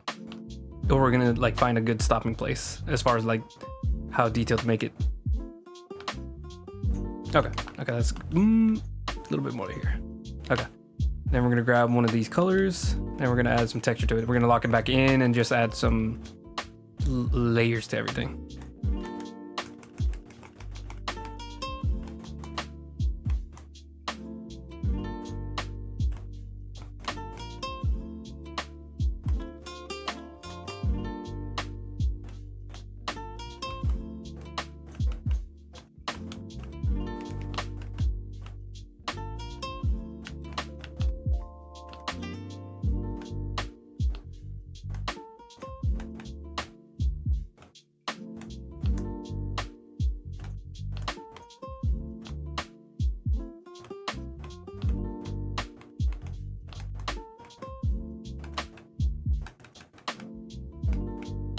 So obviously, like natural vegetation has like a very like poking in and out leaves. Some sections where it's like very brightly lit. Some sections where it's very deeply shadowed. I lost my train of thought. That was very hard for me. I had to use like 80% of my brain power to figure out the next word. It's very chaotic, you know, as is nature. So like just going all over the place with it, you know, like this section being shadowed, this section being not, and it doesn't even like really make sense most of the time. Like you'll just have like deep pockets right next to really brightly lit areas. And I mean, it makes sense in that, you know, like all the leaves are trying to find their own little place to catch sunshine at different angles. Sunshine. So there is a logic to it, but it's just hard to see or hard to understand for us mere mortals that don't live as long as these freaking trees. Do we cut them down for power, or do we cut them down out of jealousy? Whoever will ever know.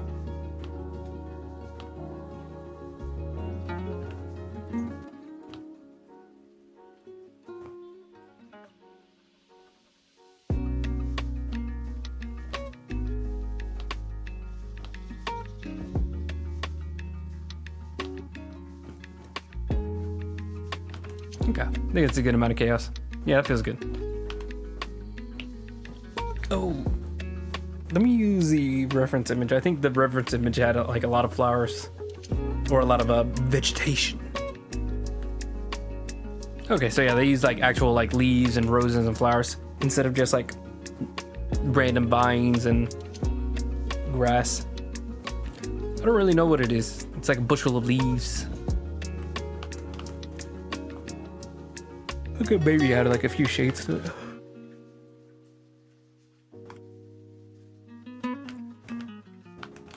Trying to keep within the palette.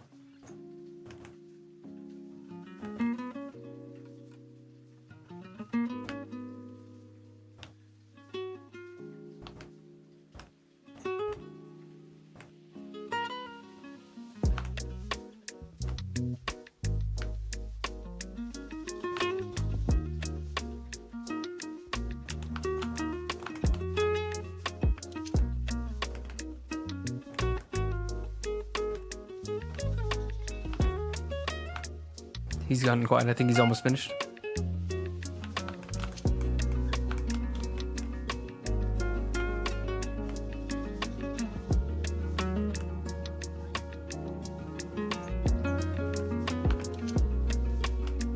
There we go. There's a nice little bit of rosiness from it to it.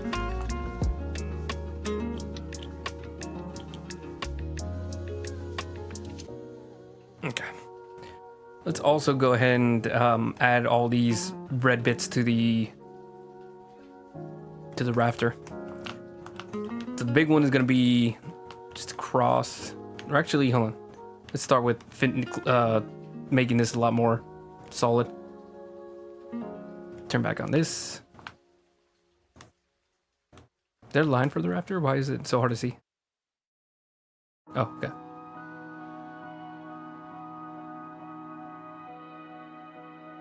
There it is.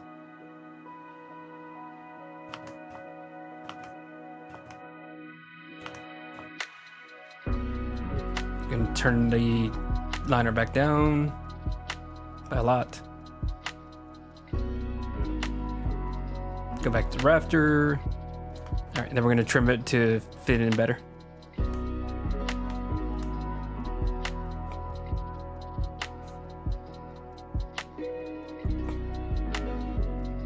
Not perfect, but just, you know, fit.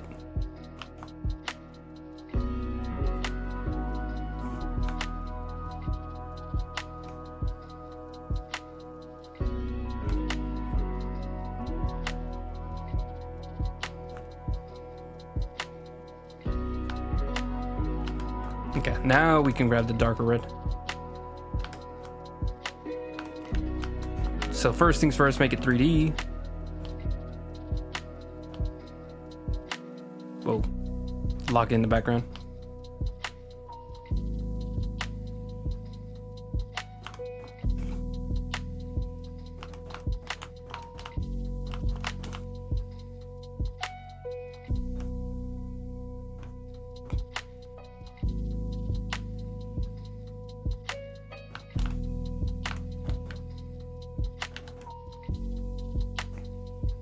What the? What color did I just grab? Why is it making it darker? It's supposed to be 100% normal, so I don't know why. Oh, I know why. It's because the church. There we go. Now I got it. It wasn't picking up the right color.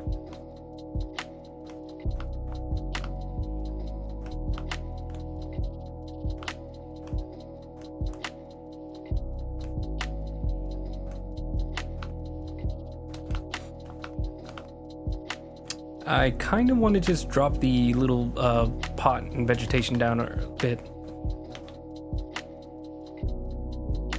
Just grab them as a group and just drop them a little bit. Why is that the center of? It's a little lower, just like right there.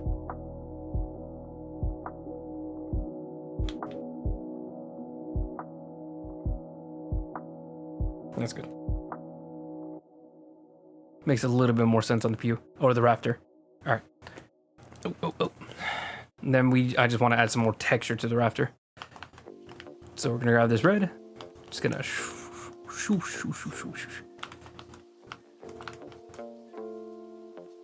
It's not streaking well.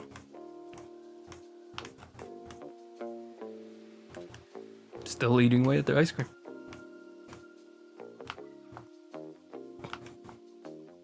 I think there should be more pink to it too.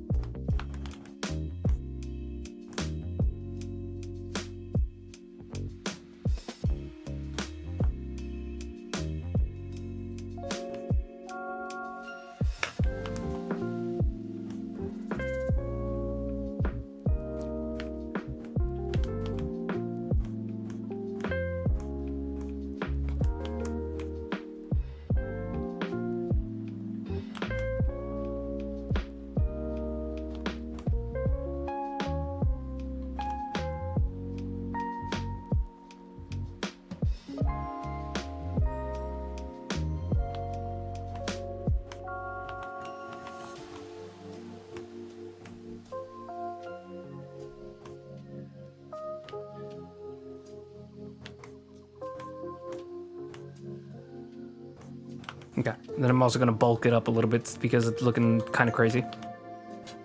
Oh, are you finished? Hang on. You getting the camera shame? One second. Come here. Mi gordito. Mi gordito. Mi chuchito. Mi huevón. Don't lick me. Oh. Don't you throw up. You good? Okay, I think we're good. I just don't think you like being lifted immediately after finishing a whole bunch of ice cream. Get out of here. Disgusting. I would like to say that was fun, but that was not fun. Because I almost had a heart attack because I thought I was about to throw up right on my, like, drawing tools. Ooh. And I have some snacks out here. That would have been terrible too. I mean, it would have been the worst thing in the world. I could use with losing some snacks, but I'd prefer not to. All right. Back to this. I guess it goes to show not to shame my dog. But it's so fun. He's such a goofy little dog.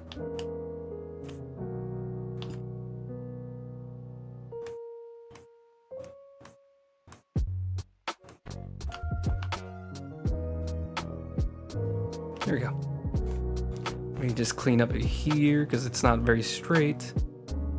It should be at least like mostly straight. Doesn't have to be perfect.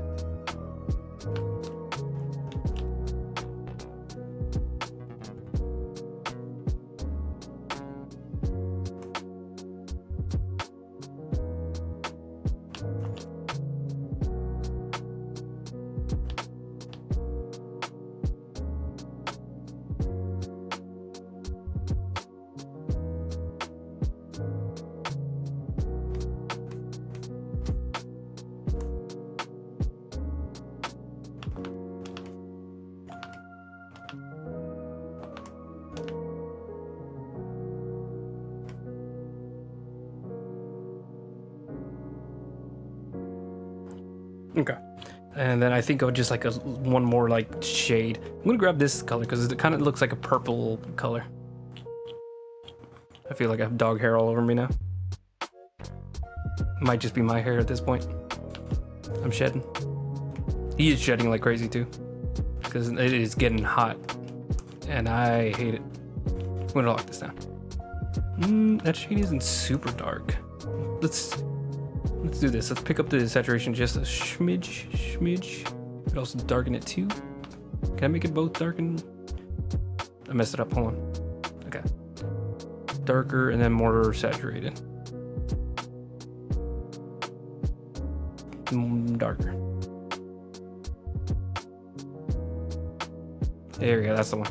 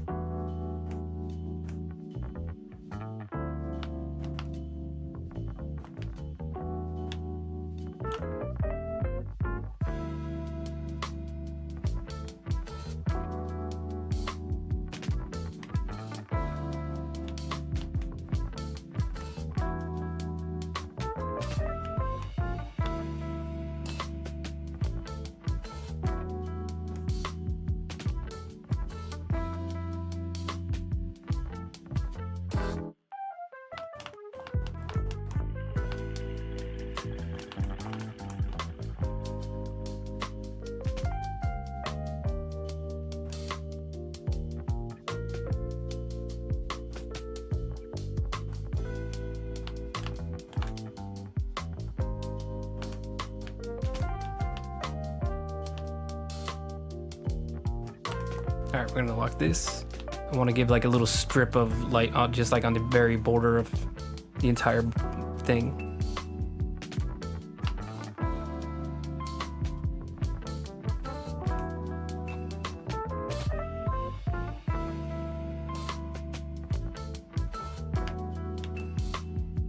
There's a little bump here I need to shave off.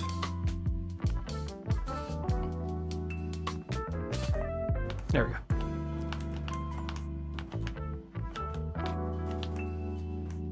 Is it still locked? Okay, good.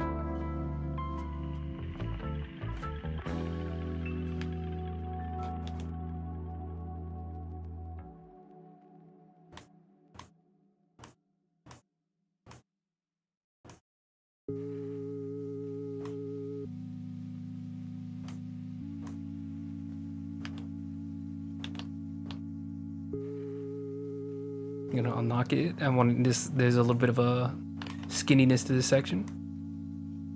I keep making the border thicker.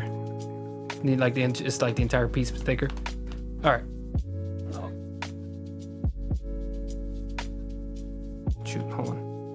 I need it to be just as skinny as I can get all these tools in. There you go. Okay. Raptor. Bop. I think it's good like that. Alright. Go away. I pulled up like a Windows setting. Okay. So that's some of the smaller stuff detailed out. I might also...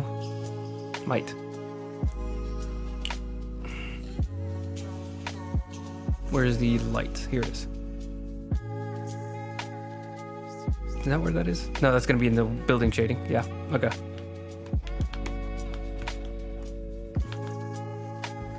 Turn back on the church line art. There we go.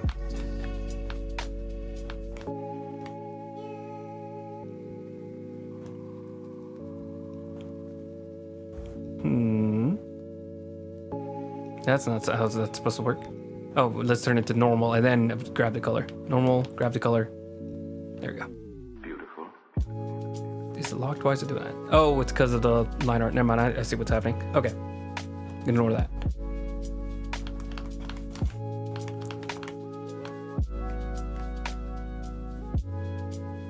So from here, we're just gonna do the same thing we did with the other windows. I think the only difference is that the light isn't gonna be coming from out of there. Like it's not gonna have like the beams shooting out from this window, but it's still gonna have the same like effect because it is a lit window. So I think that makes sense. So I think some of the characters or some of the items will still get like a little bit of a light from this section, but it won't be as strong because it's like it's not direct sunlight pouring in. Like the other windows are getting like moonlight directly hitting this area. This is more just like reflective light hitting it. So there'd still be some sections where, you know, like it's lit very similarly, but similarly. I had to say it slow for some reason. Similarly. But it's not going to be exactly the same.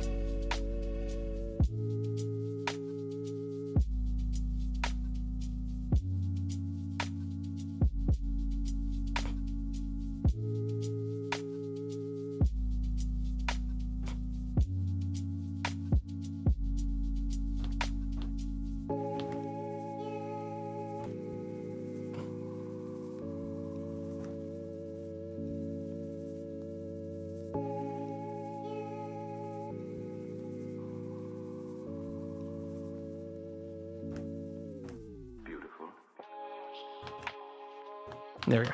And we just need to texture it in better. Or texture it in the same way I did the other ones.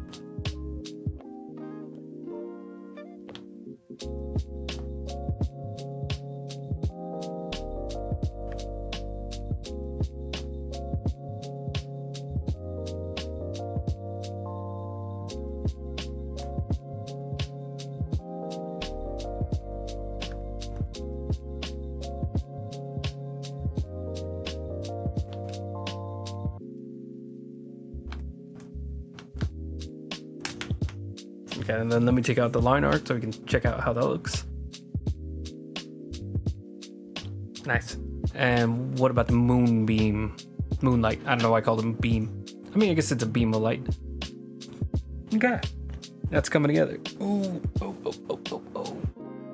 My bones. My weak little bones. Man, my muscles hurt, man. It sucks. Oh, it's literally all my right side too, because that's what I was mainly cranking.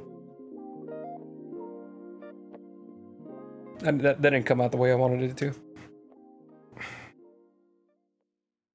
Okay. Probably gonna wrap it up soon. Should I? Oh, it's only been like 2.5 hours. Eh, it's okay. We got a little bit of work done. We got a lot of like little things. Maybe we'll see. All right, turn this back off. Go back to the. We're gonna go back to the building shading. I want to do the other planners. Oh, I'm gonna need the church light back on. Church line art back on. Okay, yeah. Ooh, that section got erased. It must have been like a misstroke or something. But yeah, we're just gonna add like the little bit of line art here. Maybe we can just do it. We can just like freehand it. Why do I hear birds chirping? Oh my god. It's like somebody got a parrot in the house. I mean, it's not that crazy. It's not that loud. Like parrots would be just like screeching.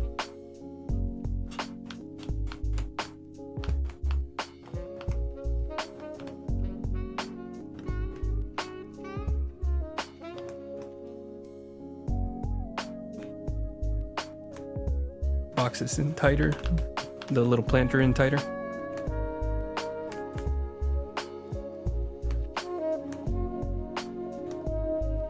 I'm just gonna fill that in entirely actually. Do it for this side too.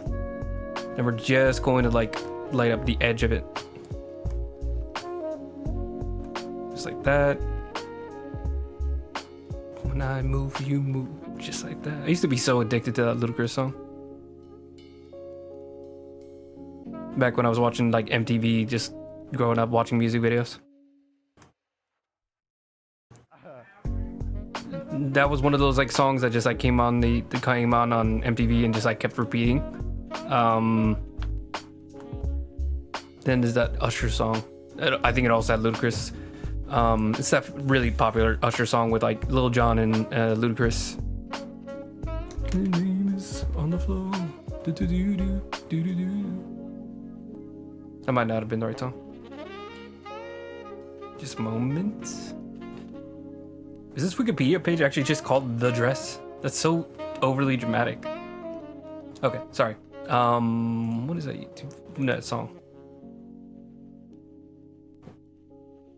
Usher, Luda, Chris, Lil Jon.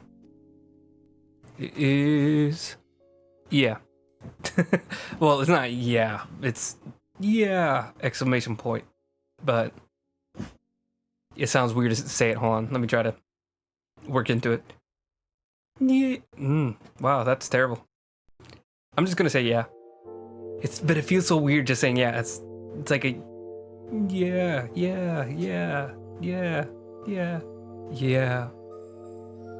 Oh, that looks awful. Sorry, I saw an SNL thumbnail. They have like a live action Beavis and Butthead thing, and it just looks awful. I don't care if Ryan Gosling's there. It looks bad. Where did I get this color from? What? Let me fix that. Hold on. Send it back to normal. We're gonna absorb it. There we go.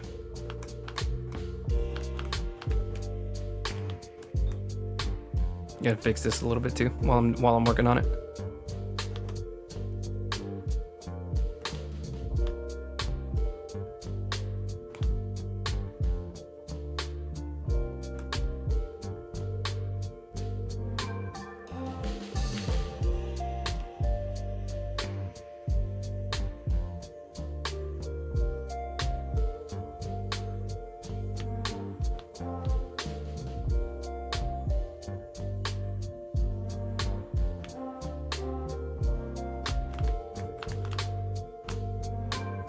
There we go.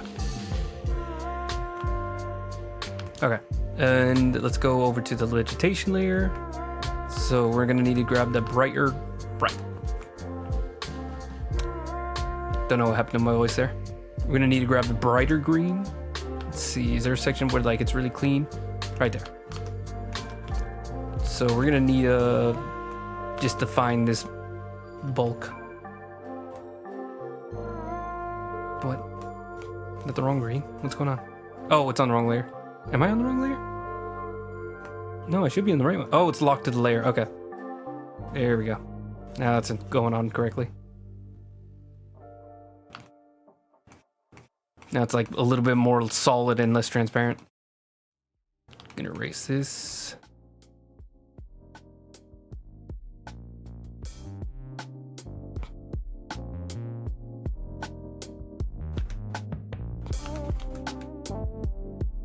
I think my family's bullying my dog. I think that might be where the bird sounds are coming from. They're trying to confuse him.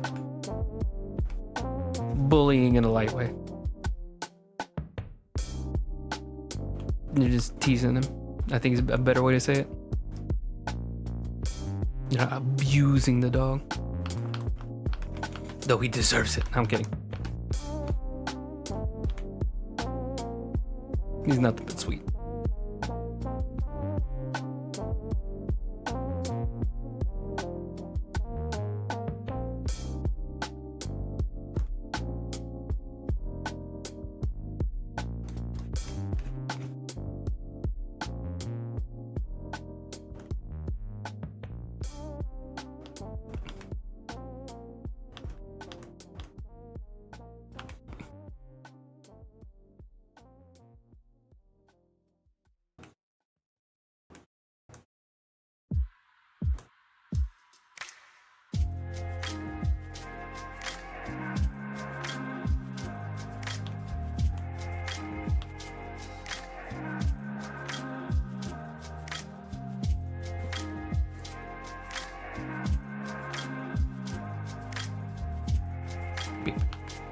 Oh, hold on. Turn back on just a little bit. I want to add a little sheen on this too.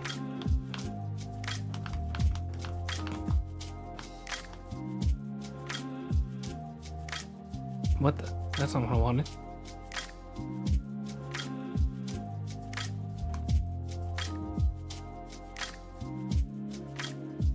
What is happening? I'm clicking undo, but nothing's happening.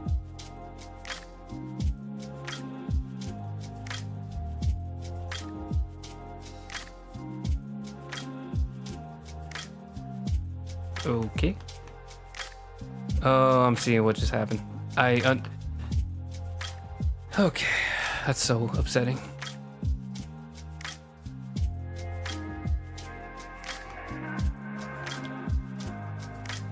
It undid basically me filling this entire section of vegetation.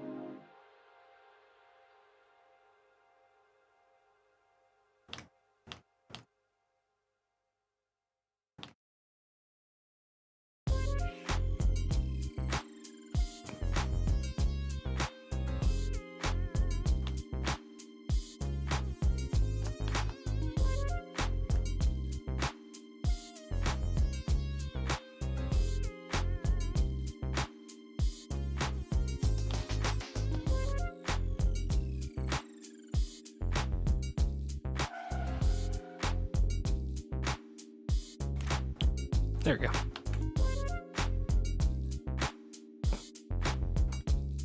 Add a little bit of a edge to this side too. Kind of like the rim of the planter just getting hit by the light. But this one's further away, so it wouldn't get hit very harshly. A little bit on this side too. There we go.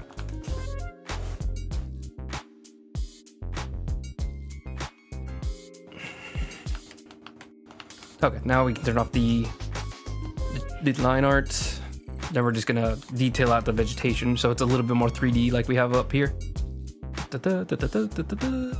Vegetation. We're gonna grab this darker tone. Ew, whoa. That was a weird sound I made with my mouth.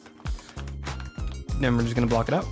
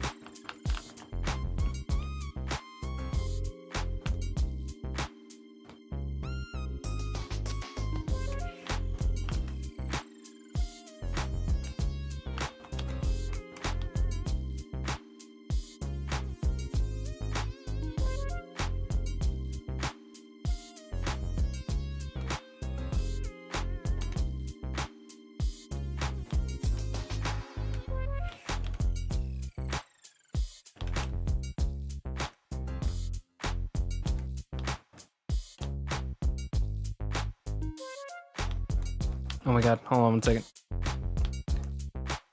Oh my goodness, what's happening? Let go. Oh, for God's sake. Oh my god, I think the key is actually jammed. What's happening? There it goes.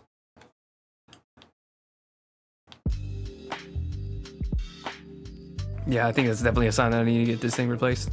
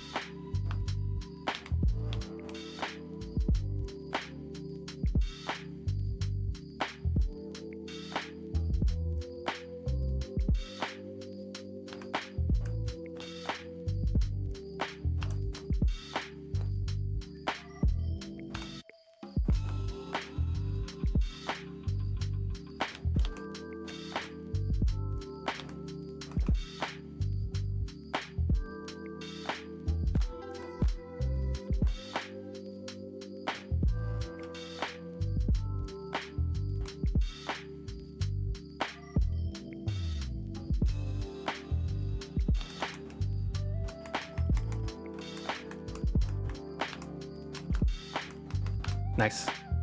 Okay. Definitely a little bit more detail than I probably should have put in, but it's alright. It's not the worst crime in the world. Especially when it's something fun, like, you know, that making grass in a place that doesn't have very much grass. Just like a little bit of visual flair.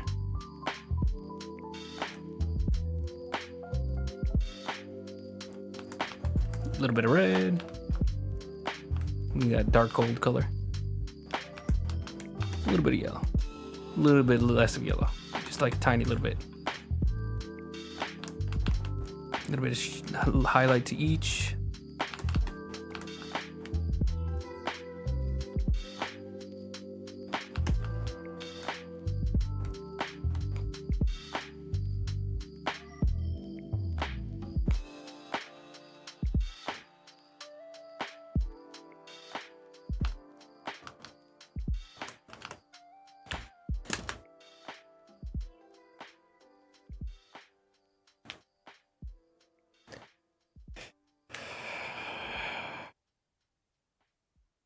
Oh.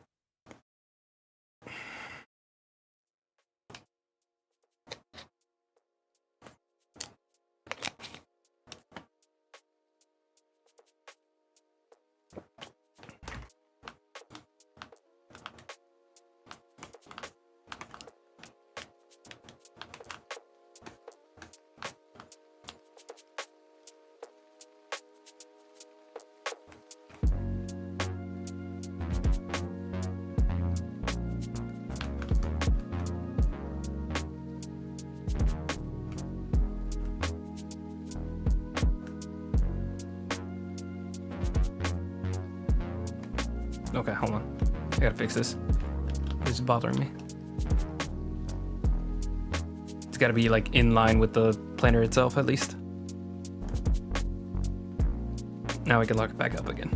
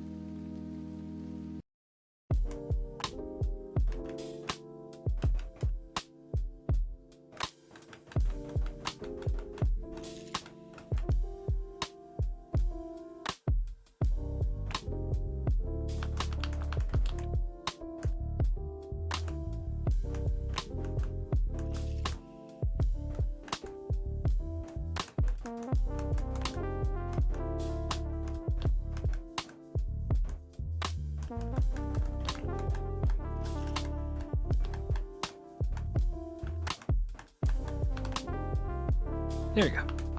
Now we're just gonna do the same thing as last time. Add a little bit of dark color for some flowers.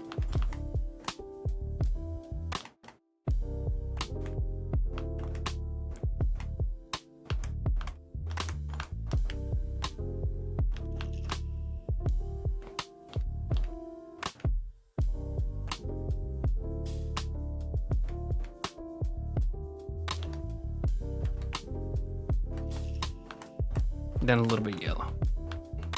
Get that dark golden color.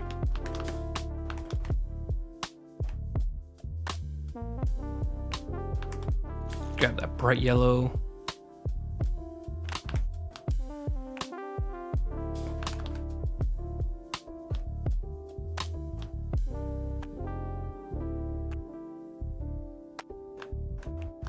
Here we go. Nice little bit of vegetation on both sides. Oh, nothing too new, nothing too huge though. Let me go ahead and grab the church reference. I want to see how it compares to like the vegetation on these. Okay, where does this green color come from? Oh my goodness. Oh, it's probably from like trees outside.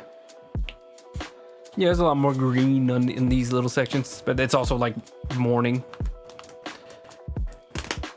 Oh my goodness.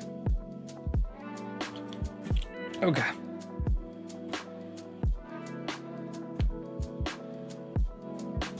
I think I'm gonna try to do some of the pews. I'm probably not gonna finish the pews, but because I'm very sweepy, but I also don't want to just leave the pews exactly how they were before I started.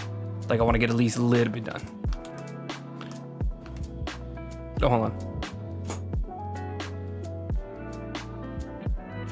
Where's the building shading? I'm just realizing that an easy little thing I could do.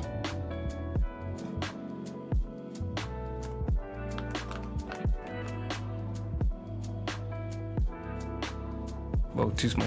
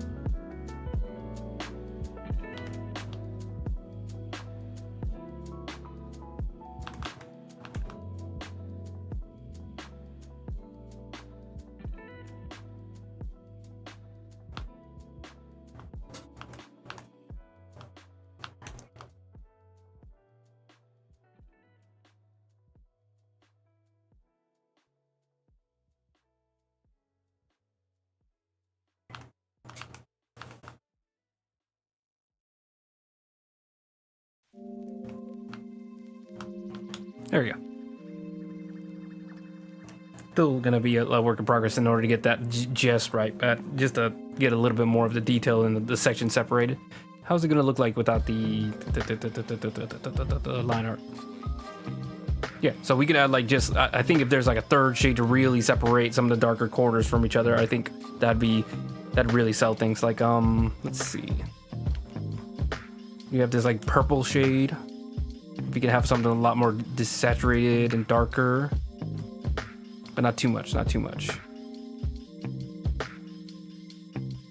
Lighter and desaturated. Closer, a little bit more, a little bit more. That feels good. So if we could have like this color, I'm gonna just put it on just above it. Make it a multiply.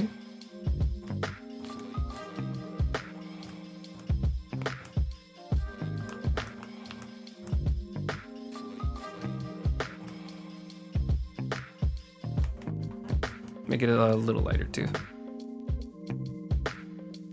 Just like that. I think that's perfect. I think having this like just like one more level of like shading would really like help separate all the like different pieces of the church.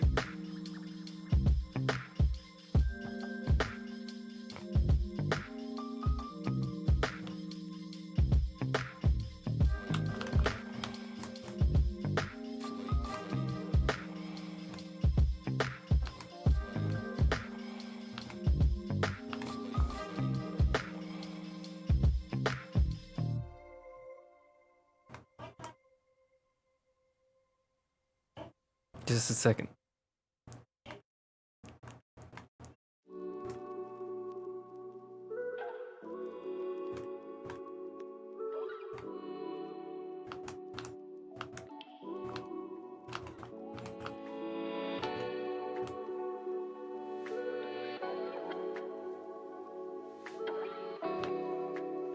What in the world? I don't know why that took so long up here.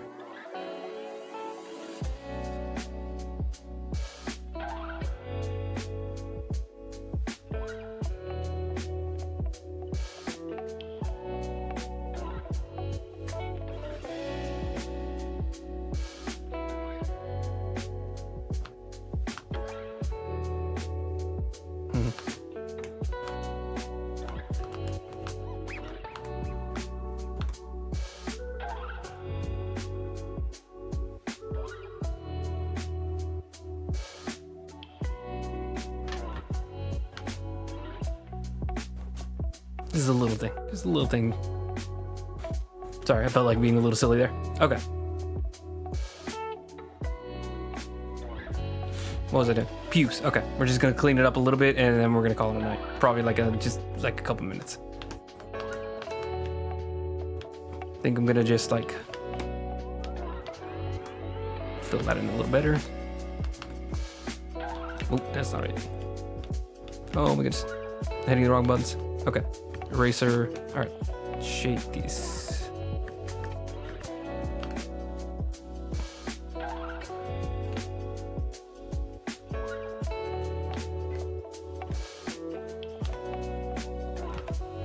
Just like always, doesn't have to be super perfect.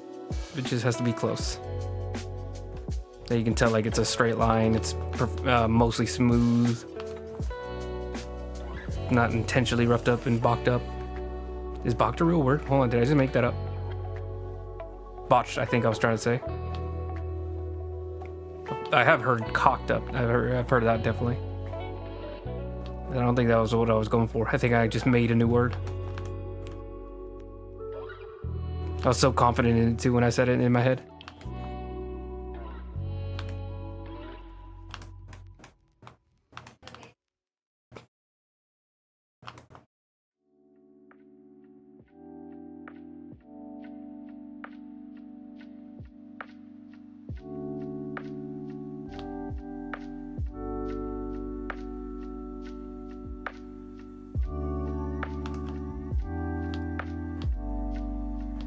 I just noticed my microphone moving. I think it might always do that, and I just now noticed. It's always got a little bit of wobble.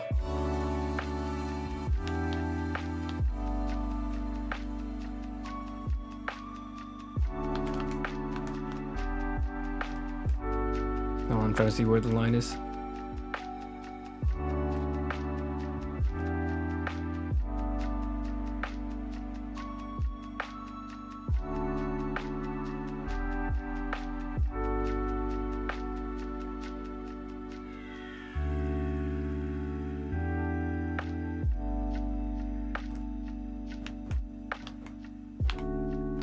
Hang on a second.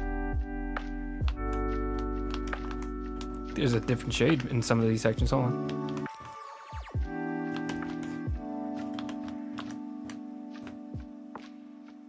Making sure all this is the same color.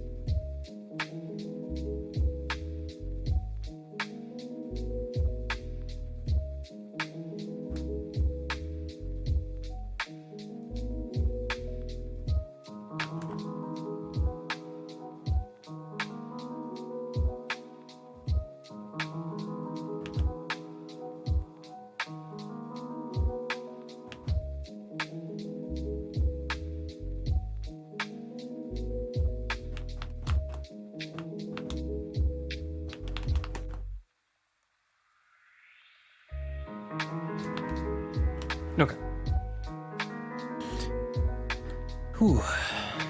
Let me turn off the liner for a second. It's a little hard to tell. Let me take off the shading on the pews because the shading's also really rough, and I think that's making things a little harder. Let's turn on just the line art in the actual initial color. Okay. There's still little sections I gotta trim out before I'm like really getting somewhere. Maybe that's what I'll do. Maybe I'll just like trim out the sections I need to, and that's where I'm gonna call the stream. How long we got? Until line 30, I got like 28 minutes. I feel like I'm timing things exactly. I'm just gonna keep going until I'm done with this section. I don't want to like watch the time. I'm not gonna drop everything I'm in the middle of. We're gonna keep getting this until we're done. Oh, well, I mean, not the entire piece, just this section. I think me being sleepy just makes me a little bit more antsy about the time. I've noticed that like whenever I get really tired, sometimes I won't notice that I'm tired until like I get really upset with people really quickly, or really like snippy about things really fast. It's kind of like the Snickers commercial, you're not you when you're hungry. For me, it's like you're not you when you're tired. I've started to notice that like whenever I'm like immediately just like at people's throats, I'm like, oh wait, how was my sleep? Oh, I guess slept terribly. Never mind. I'm not even mad at this person. I'm just really irritable, basically.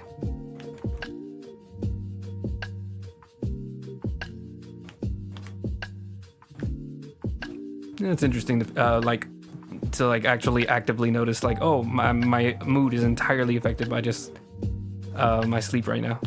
Like I've noticed it also happens that whenever I go to the gym, and if I'm super sleepy, sometimes I'll get like really depressed and like tired and like what's the word?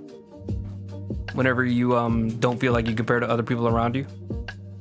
Like I noticed that if I'm really sleepy and then I go to the gym and see like all the buff dudes and people like hanging out and being friendly, I'm like a complete like mute at a gym. I'm like so locked into what I'm doing that I get like jealous of other people who are like having like fun conversations, and like I don't do that.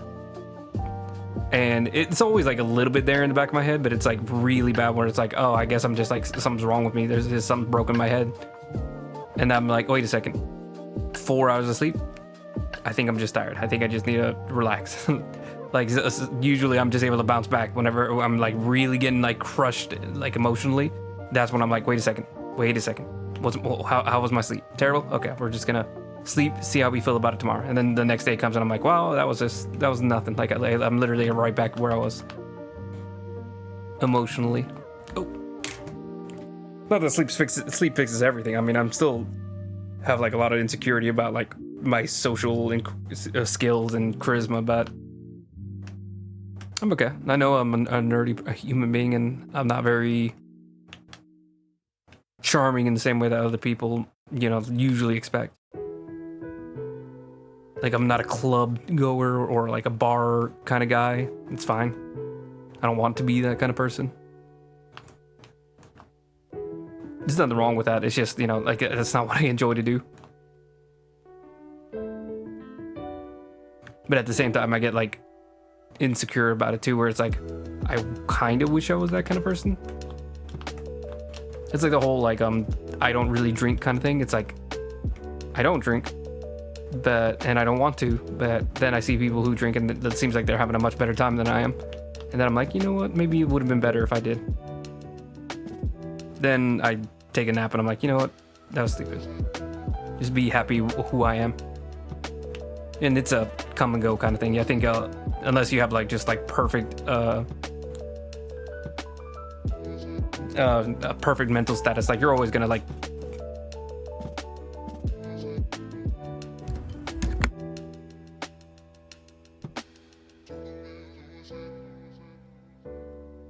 sorry, they came in looking for the dog. You're gonna always like have like moments of where you're like kind of hating yourself a little bit. And it's not like complete hate, it's more like doubt and that kind of thing. I don't know anybody that's like it's never there. I think it's very normal for people to be unconfident and like from time to time and be focused in on their flaws from time to time. Less of that you do, the better, but I think it's crazy that like to imagine like anybody actually like completely beridding themselves of that. They might have like a time where like it's gone for a period of time, but like I feel like it always has to come back like a little bit. It's like depression. It's like you can't 100% be rid of depression forever, but you can get rid of depression for like a few months, good like maybe a year, good amount of time. And then, you know, when it comes back, you know, at least there's some kind of like safety in knowing that, like, okay, you know, like I've been through this before. You know, it's like a routine, and you know, we're gonna just have to slowly work our way out of it. No shame in it. I think. I'm not a therapist. I might all be hullabaloo, but that's how I like to think about things. From a person who's still, you know, just developing, I guess. I'm only 25. How old am I? 1998, September.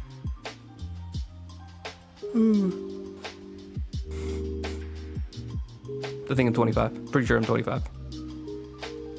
25 turning 26 in September.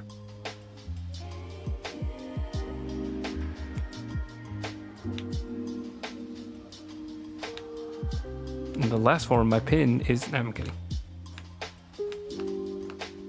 It's not my date of birth, if that's what you guys are thinking. Or anybody who's like interested in stealing my information.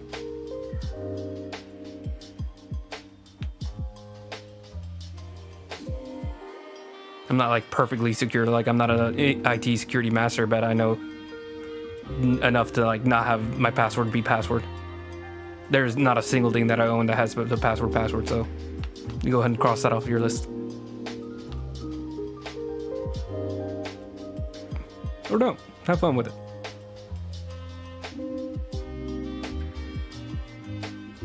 The vast majority of my stuff has two-factor authentication, so I'm pretty confident that I'm safe or whatever with most of my stuff. But I also don't want to test that, so please leave me alone. I'm not rich. Do you see my viewer count? I don't have that much wealth.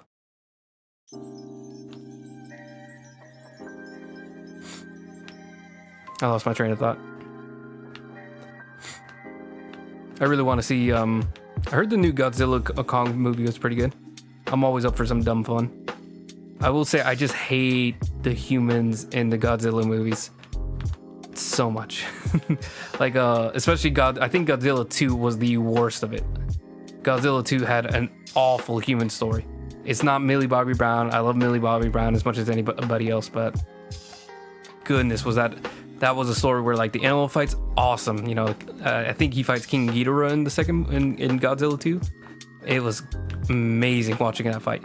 You know, and I think Mothra comes out. Spoilers. I don't know. You know, it's a kaiju movie. It's not too much of a spoiler for, like on that end. But then you get to the humans, and they're just like lollygagging, following him, and explaining in words what's going on in the situation. It's like, shut up! Like, just let me watch two big dinosaur-type creatures just fight each other.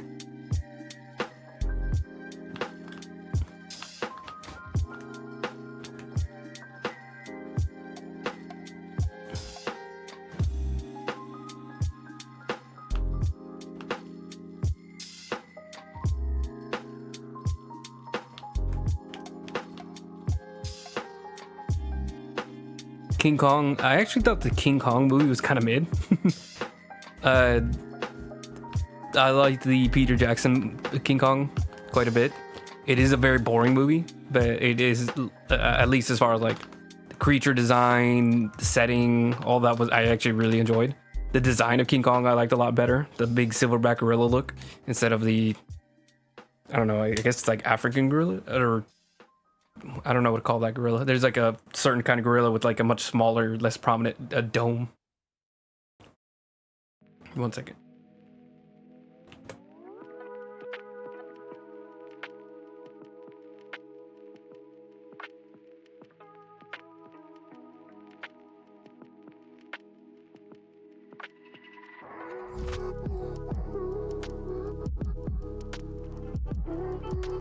Mountain gorillas?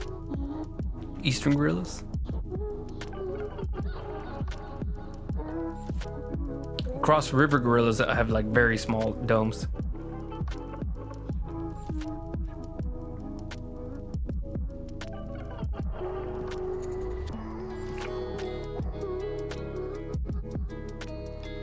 Anyways, not the point. I like the very prominent like pyramid head that they have. Then, you know, like the design of like all the creatures, and I think I might be a little biased because like I played the GameCube version of the video game that they had. That was like actually really sick tech-wise.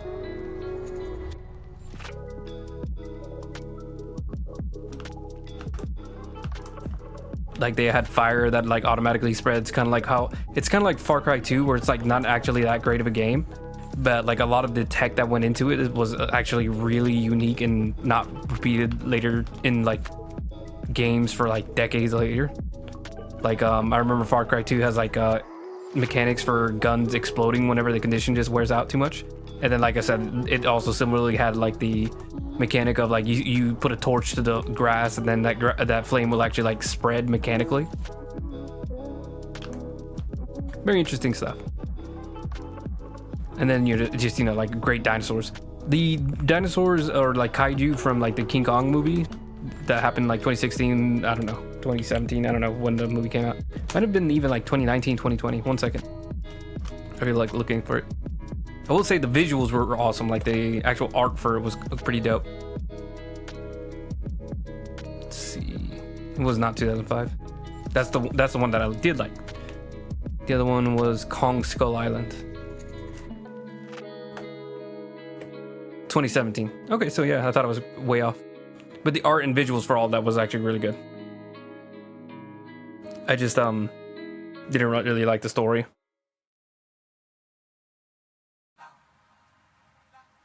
Didn't really like Samuel L. Jackson. Didn't really like any of the human characters. It's always the human characters. I will say the only exception is like the creature designs, like the bone splitters or whatever they're called, the skull slicers. That are like worms with like dinosaur heads, and like huge arms with like razors and stuff. They were pretty cool. Like they were a pretty cool design. And then I also think probably the flat out the best design was the freaking nightmare fuel giant spiders in a bamboo forest, where like they would just like claw down your throat and step on you and just like completely impale you without even like, I don't even know if they intended it in the movie. I think it might have even been like an accident. But yeah, there's a lot of nightmare fuel in Kong movies, surprisingly. Like I think in the 2005 one there was also like a weird like worm creature where its insides like are sent out. There's types of slugs in nature that like spit out their stomach, and the stomach will like wrap around you and then digest you from outside of them and then slowly pull you back in to their bodies, which is gross.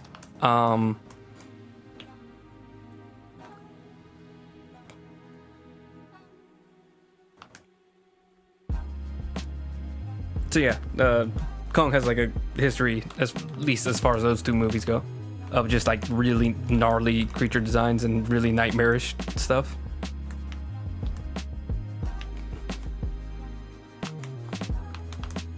And I think that's cool.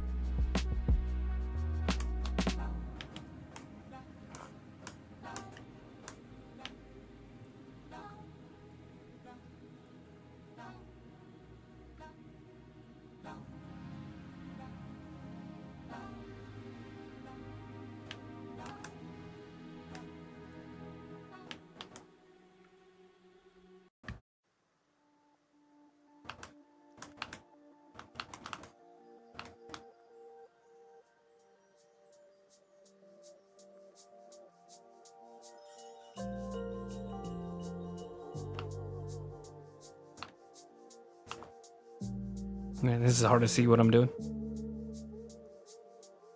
Hang on, I'm gonna make the line art darker because I really can't see where it's supposed to end. I think I got it. Hold on. Oop.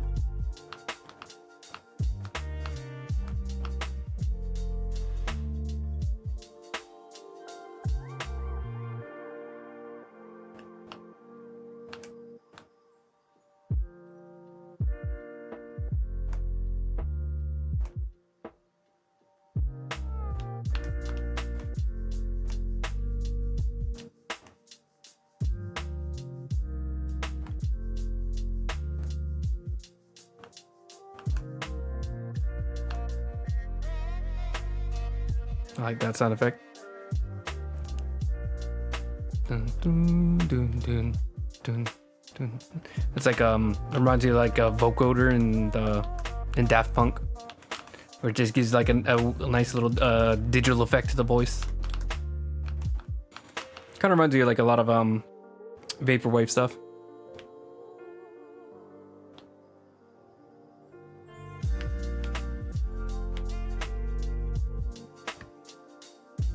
What was I talking about? I was talking about the Godzilla movies for whatever reason. Godzilla 1 is awesome, but different from Godzilla 2. Godzilla 2 is pretty good, but I hate the human stuff. At least in the Godzilla 1, the human stuff wasn't that bad, I don't think. At least from my memory. It might have been worse than I thought, but I thought it was pretty sick. And they took it at least like a little seriously. Where I think the second one kind of just leans into like trying to world build with like a bunch of like silly kaiju stuff, which I think a lot of iterations of Godzilla does. You know, like that's eventually what it turns into, just like a lot of kaiju world building, so they can set up like those really crazy things.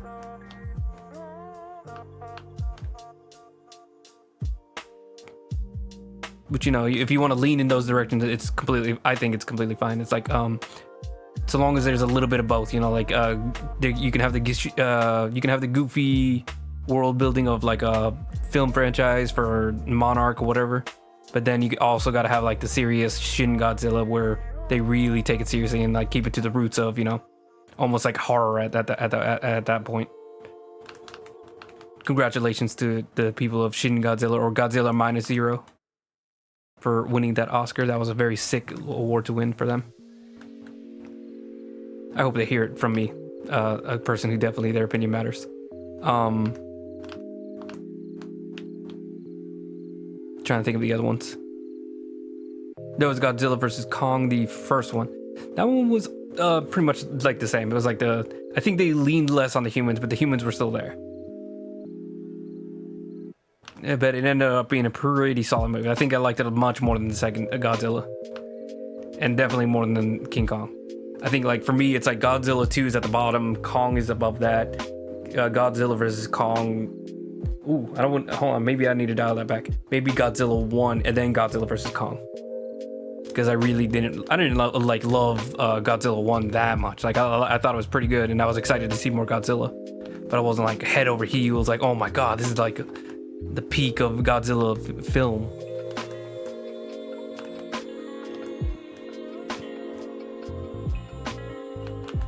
Was Monarch a series? I think I remember seeing that Monarch was like an actual TV show that they did, but I don't think I ever looked into it. I don't want to watch a series. I don't want, not personally.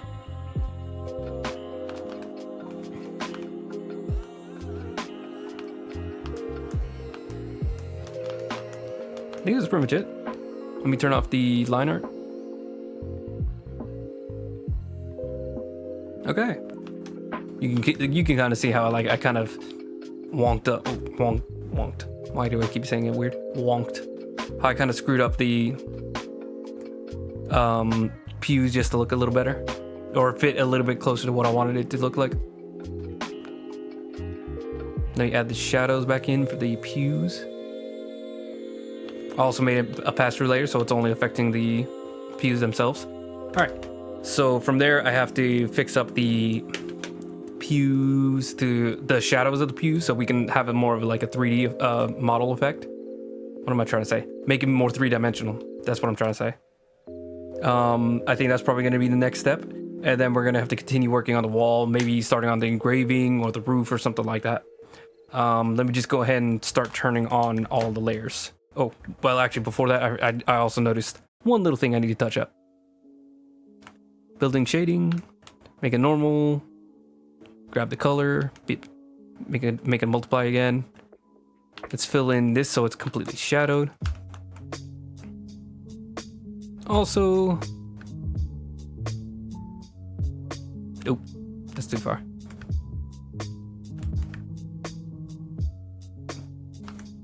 And then also, I'm gonna grab the darker shadow color. Is it the same color?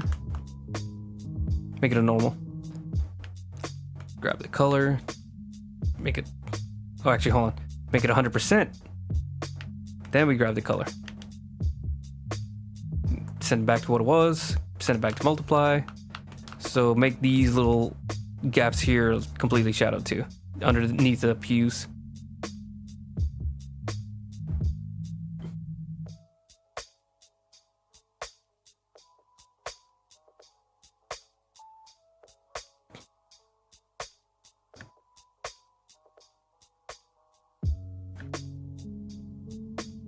Maybe add like little divots between them.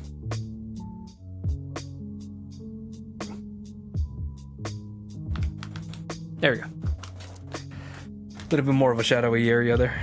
Okay. Oh. Sorry. Oh, and I remember now. The new King Kong Godzilla movie I heard was actually pretty fun. And I see that scene where they're running together and it looks like a buddy cop film. I think it looks like a great time. I think it also looks like exactly what I always hate, which is there's a human focus, and the human focus is always annoying. I love the actor, what's that guy's name? The guy that's in Atlanta. I'll look it up real quick.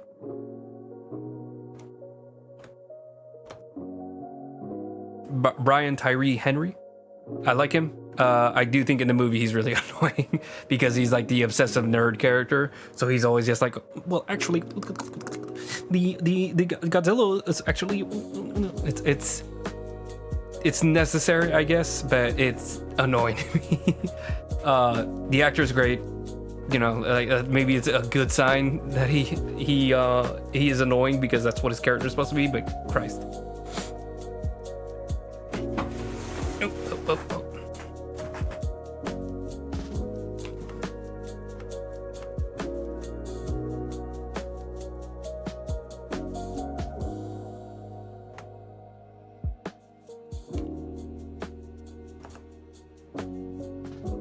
Okay. Oh, well, hold on. Let me turn on all the different layers. Okay, actually, hold on. A little bit more to the shadow. This is going to be very annoying for me to edit because I keep starting and stopping. Which, I mean, that's always the case. It's fine. It's fine.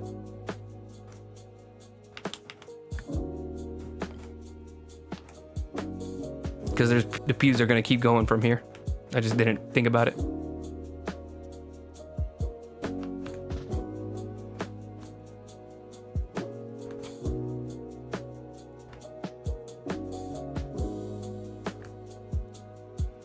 Okay.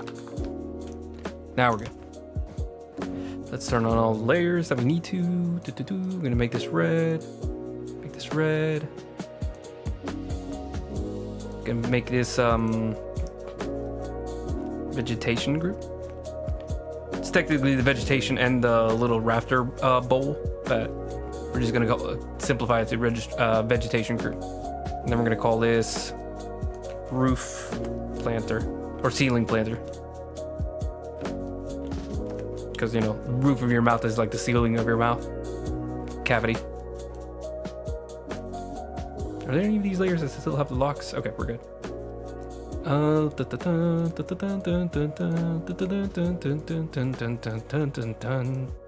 We're just gonna keep this simple, building shading 2.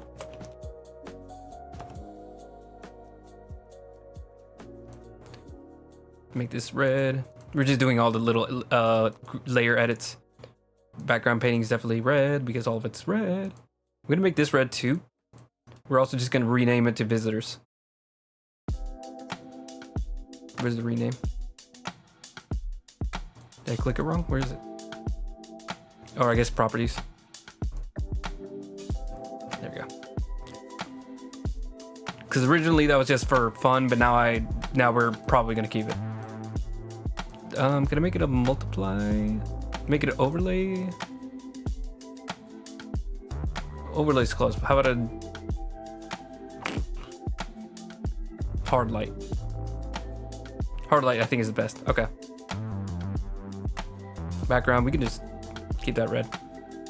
Background technically counts as a color. Let's see. Oh, well, turn back on the... We can actually turn that off, because now we're getting close to the point where we don't need the line art anymore. Close. We're not there just yet. Still a lot of stuff, details we need to keep in. Like the roof, and once we get a little bit more cleaned up, we're going to need it. But at least for the screenshot, we can turn it off. Let me close this church references group. This is just black and white, so I can tell what like the overall values, what values I used. That's what I'm trying to say. Go away. Omar, he's supposed to be there. Temporary shadows are technically unnecessary. We can just go and delete this layer. There's no reason to keep that for posterity. I'm gonna keep that, or turn that on. What if you turn it 100%? Oop, wrong one. I want you at 100%. Now that looks lazy. At least this has got a kind of charm to it. Anatomy overpaint, that one we can keep.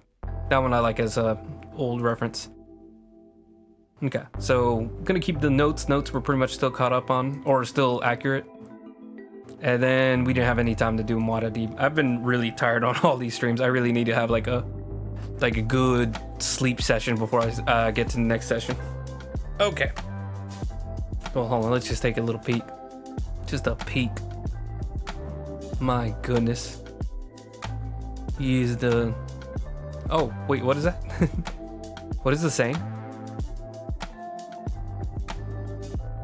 Dune. It's the blank.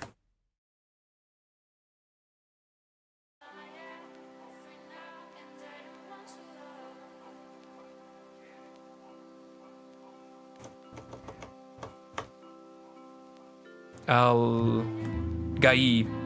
That's what it is. It's the Al-Gaib. Lizan Al-Gaib. Okay, sorry. I got distracted by Dune again.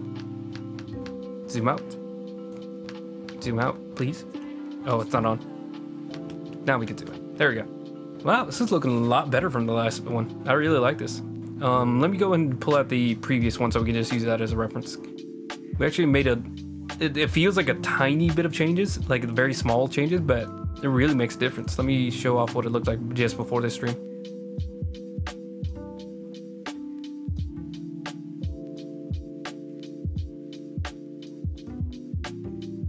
Is that the full render? It is. Why is it so tiny? I don't remember this image being so huge.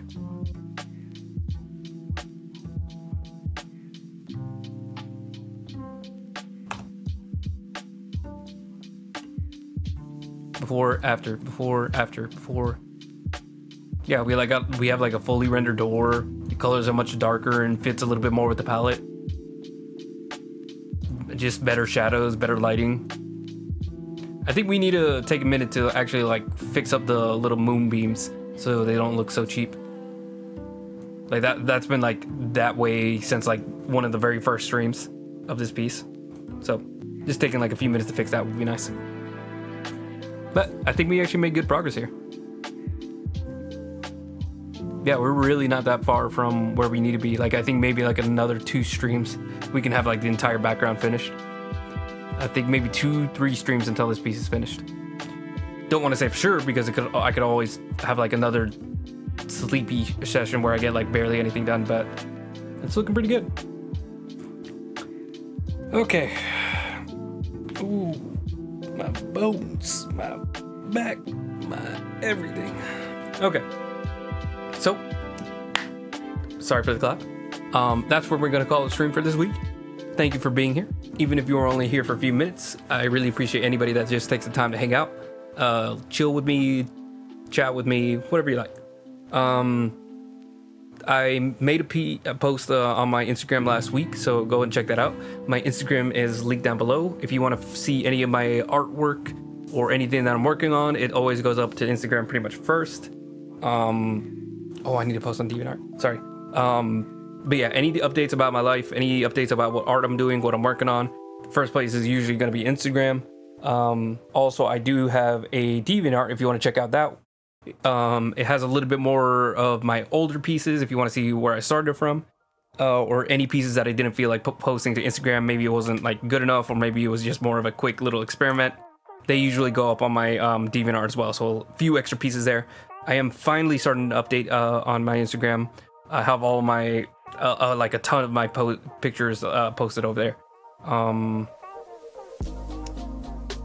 Yeah, I'm pretty sure like all of my pictures that I've worked on and haven't posted on DeviantArt, but they are on my Instagram, all of them are uploaded onto DeviantArt. So now I just need to slowly start posting them. I might even post one in like the next like right after I'm finished with this, just because it's already been like a week since my last post, and it actually did pretty well. Like some of them do a lot better than they do on Instagram. Maybe that's because there's more bots on DeviantArt, who knows. But anyways, yeah, check out my DeviantArt. Go ahead and check out my 2 YouTube channels. I have 2. So one of them is an archive channel where you can see the entire stream archived onto YouTube for posterity. So if you want to catch up on your own time, if you weren't able to catch the stream live, you can just watch it on the YouTube channel. And then the other channel is a time-lapse channel. So the time-lapse channel is the entire stream edited down into like a 5-minute time-lapse where you can see all the progress that I made in that session, uploaded into one quick little clip. So follow whichever one you prefer, whether or not you want to chill out for the full stream, hear me ramble on, or if you just want to watch the visual progress with some music and none of my dialogue, which some people might prefer. Whichever one you like. And then what I like to do is whenever I'm finished with the piece, I make what I call a supercut. So supercut is all of the time lapses from the very start of the piece all the way to the very end of the piece, edited down into maybe like 10 to 12 minutes. And that's very fun to watch because you get to see all of the visual progress from like the sketchy line art all the way to the final touches. So those are very satisfying to edit. Those are very satisfying to watch. It makes it look like I actually know what I'm doing. So keep an eye out for supercuts as they get uploaded. And that's going to be it as far as the YouTube channels. Then, if you would like me to do art for your character, I do have a commission sheet down below. It's a little bit of a grid, and you can kind of decide for yourself which pieces you want me to do and don't want me to do. But if you don't understand, just shoot me an email or shoot me a message on Instagram. I'm very open to discussing prices and being a little bit more flexible on that end. So just, yeah, go ahead and take a look. Go ahead and send me a message. I will say if you do send a message, make sure it's very obvious that you're not a bot, because I get a lot of bots on all of my accounts. I don't know why they exist, but just a little bit about yourself, about the art you want me to do, or about something about my art that you like. That would really go a long way in making me understand you're definitely not a bot. Like you actually want something for me to be worked on. Don't worry about bothering me too much. I'll always be able to respond, or at least tell you if you're bothering me in a very nice, comfortable way. Unless you're rude, don't be weird. Like nudity, I don't really do any kind of like nudity stuff. I'm not gonna be offended if you ask me to, but I'll just make it clear to you, like, oh, I don't think I'm gonna do this. Like that's at worst, you're probably gonna be like, oh, I don't think I'm interested, or no, I'm okay. I'm sorry. You have a good day. Trying to think. That should be pretty much it. Yeah. So check out the commission sheet. I can do character for an RPG like Vampire the Masquerade, like you see here. Or I can do Dungeons & Dragons. I've done dozens of Dungeons & Dragons drawings. I love doing those. I can't stop doing those. I make more characters than I actually will play. Anyways, not the point.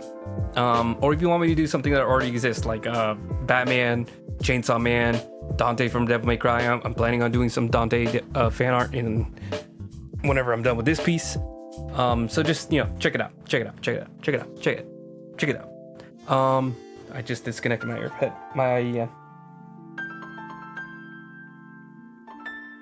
Oh, and then the last one.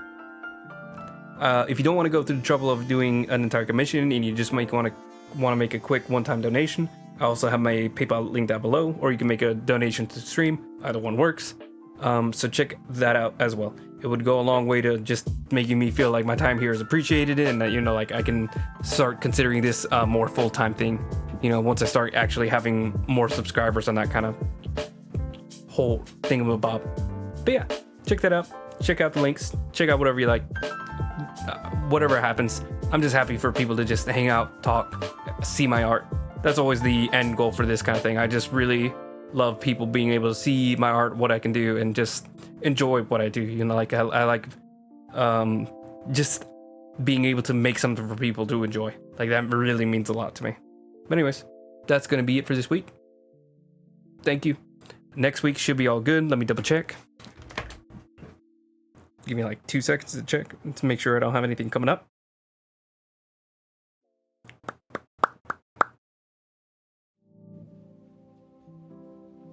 Next Tuesday, I have a phone bill, which is not exciting, but otherwise, I have nothing else going on. So, next Tuesday, 6:30 p.m. Eastern Standard Time. Pretty much every Tuesday, 6:30 p.m. Eastern Standard Time, with rare exceptions of, I get tired like I do last week, I get sick. It'll, if I'm not here by like 7:30, I'm definitely not going to be streaming, but most of the time I'm here. I would say like at least 4 or 6 of the time. I don't know why I said it like that. 2/3 of the time. I immediately saw the fraction could be reduced. 2/3 of the time, I would say I'm pretty here. I'm pretty much here. I would say maybe at least like every 3 or 4 sessions, I might have one that I skip, but not the point. Yeah, that's pretty much everything. Hope you guys have a good night. That should be everything. Bye. I haven't even queued up the end stream button. There it is. Okay. Have a good night. Bye. I'm trying to think. Hold on. Is there anything else I gotta say? There's usually something else I say. Have a good night.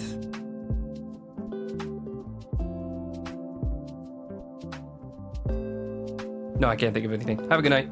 I'll see you next week. Bye.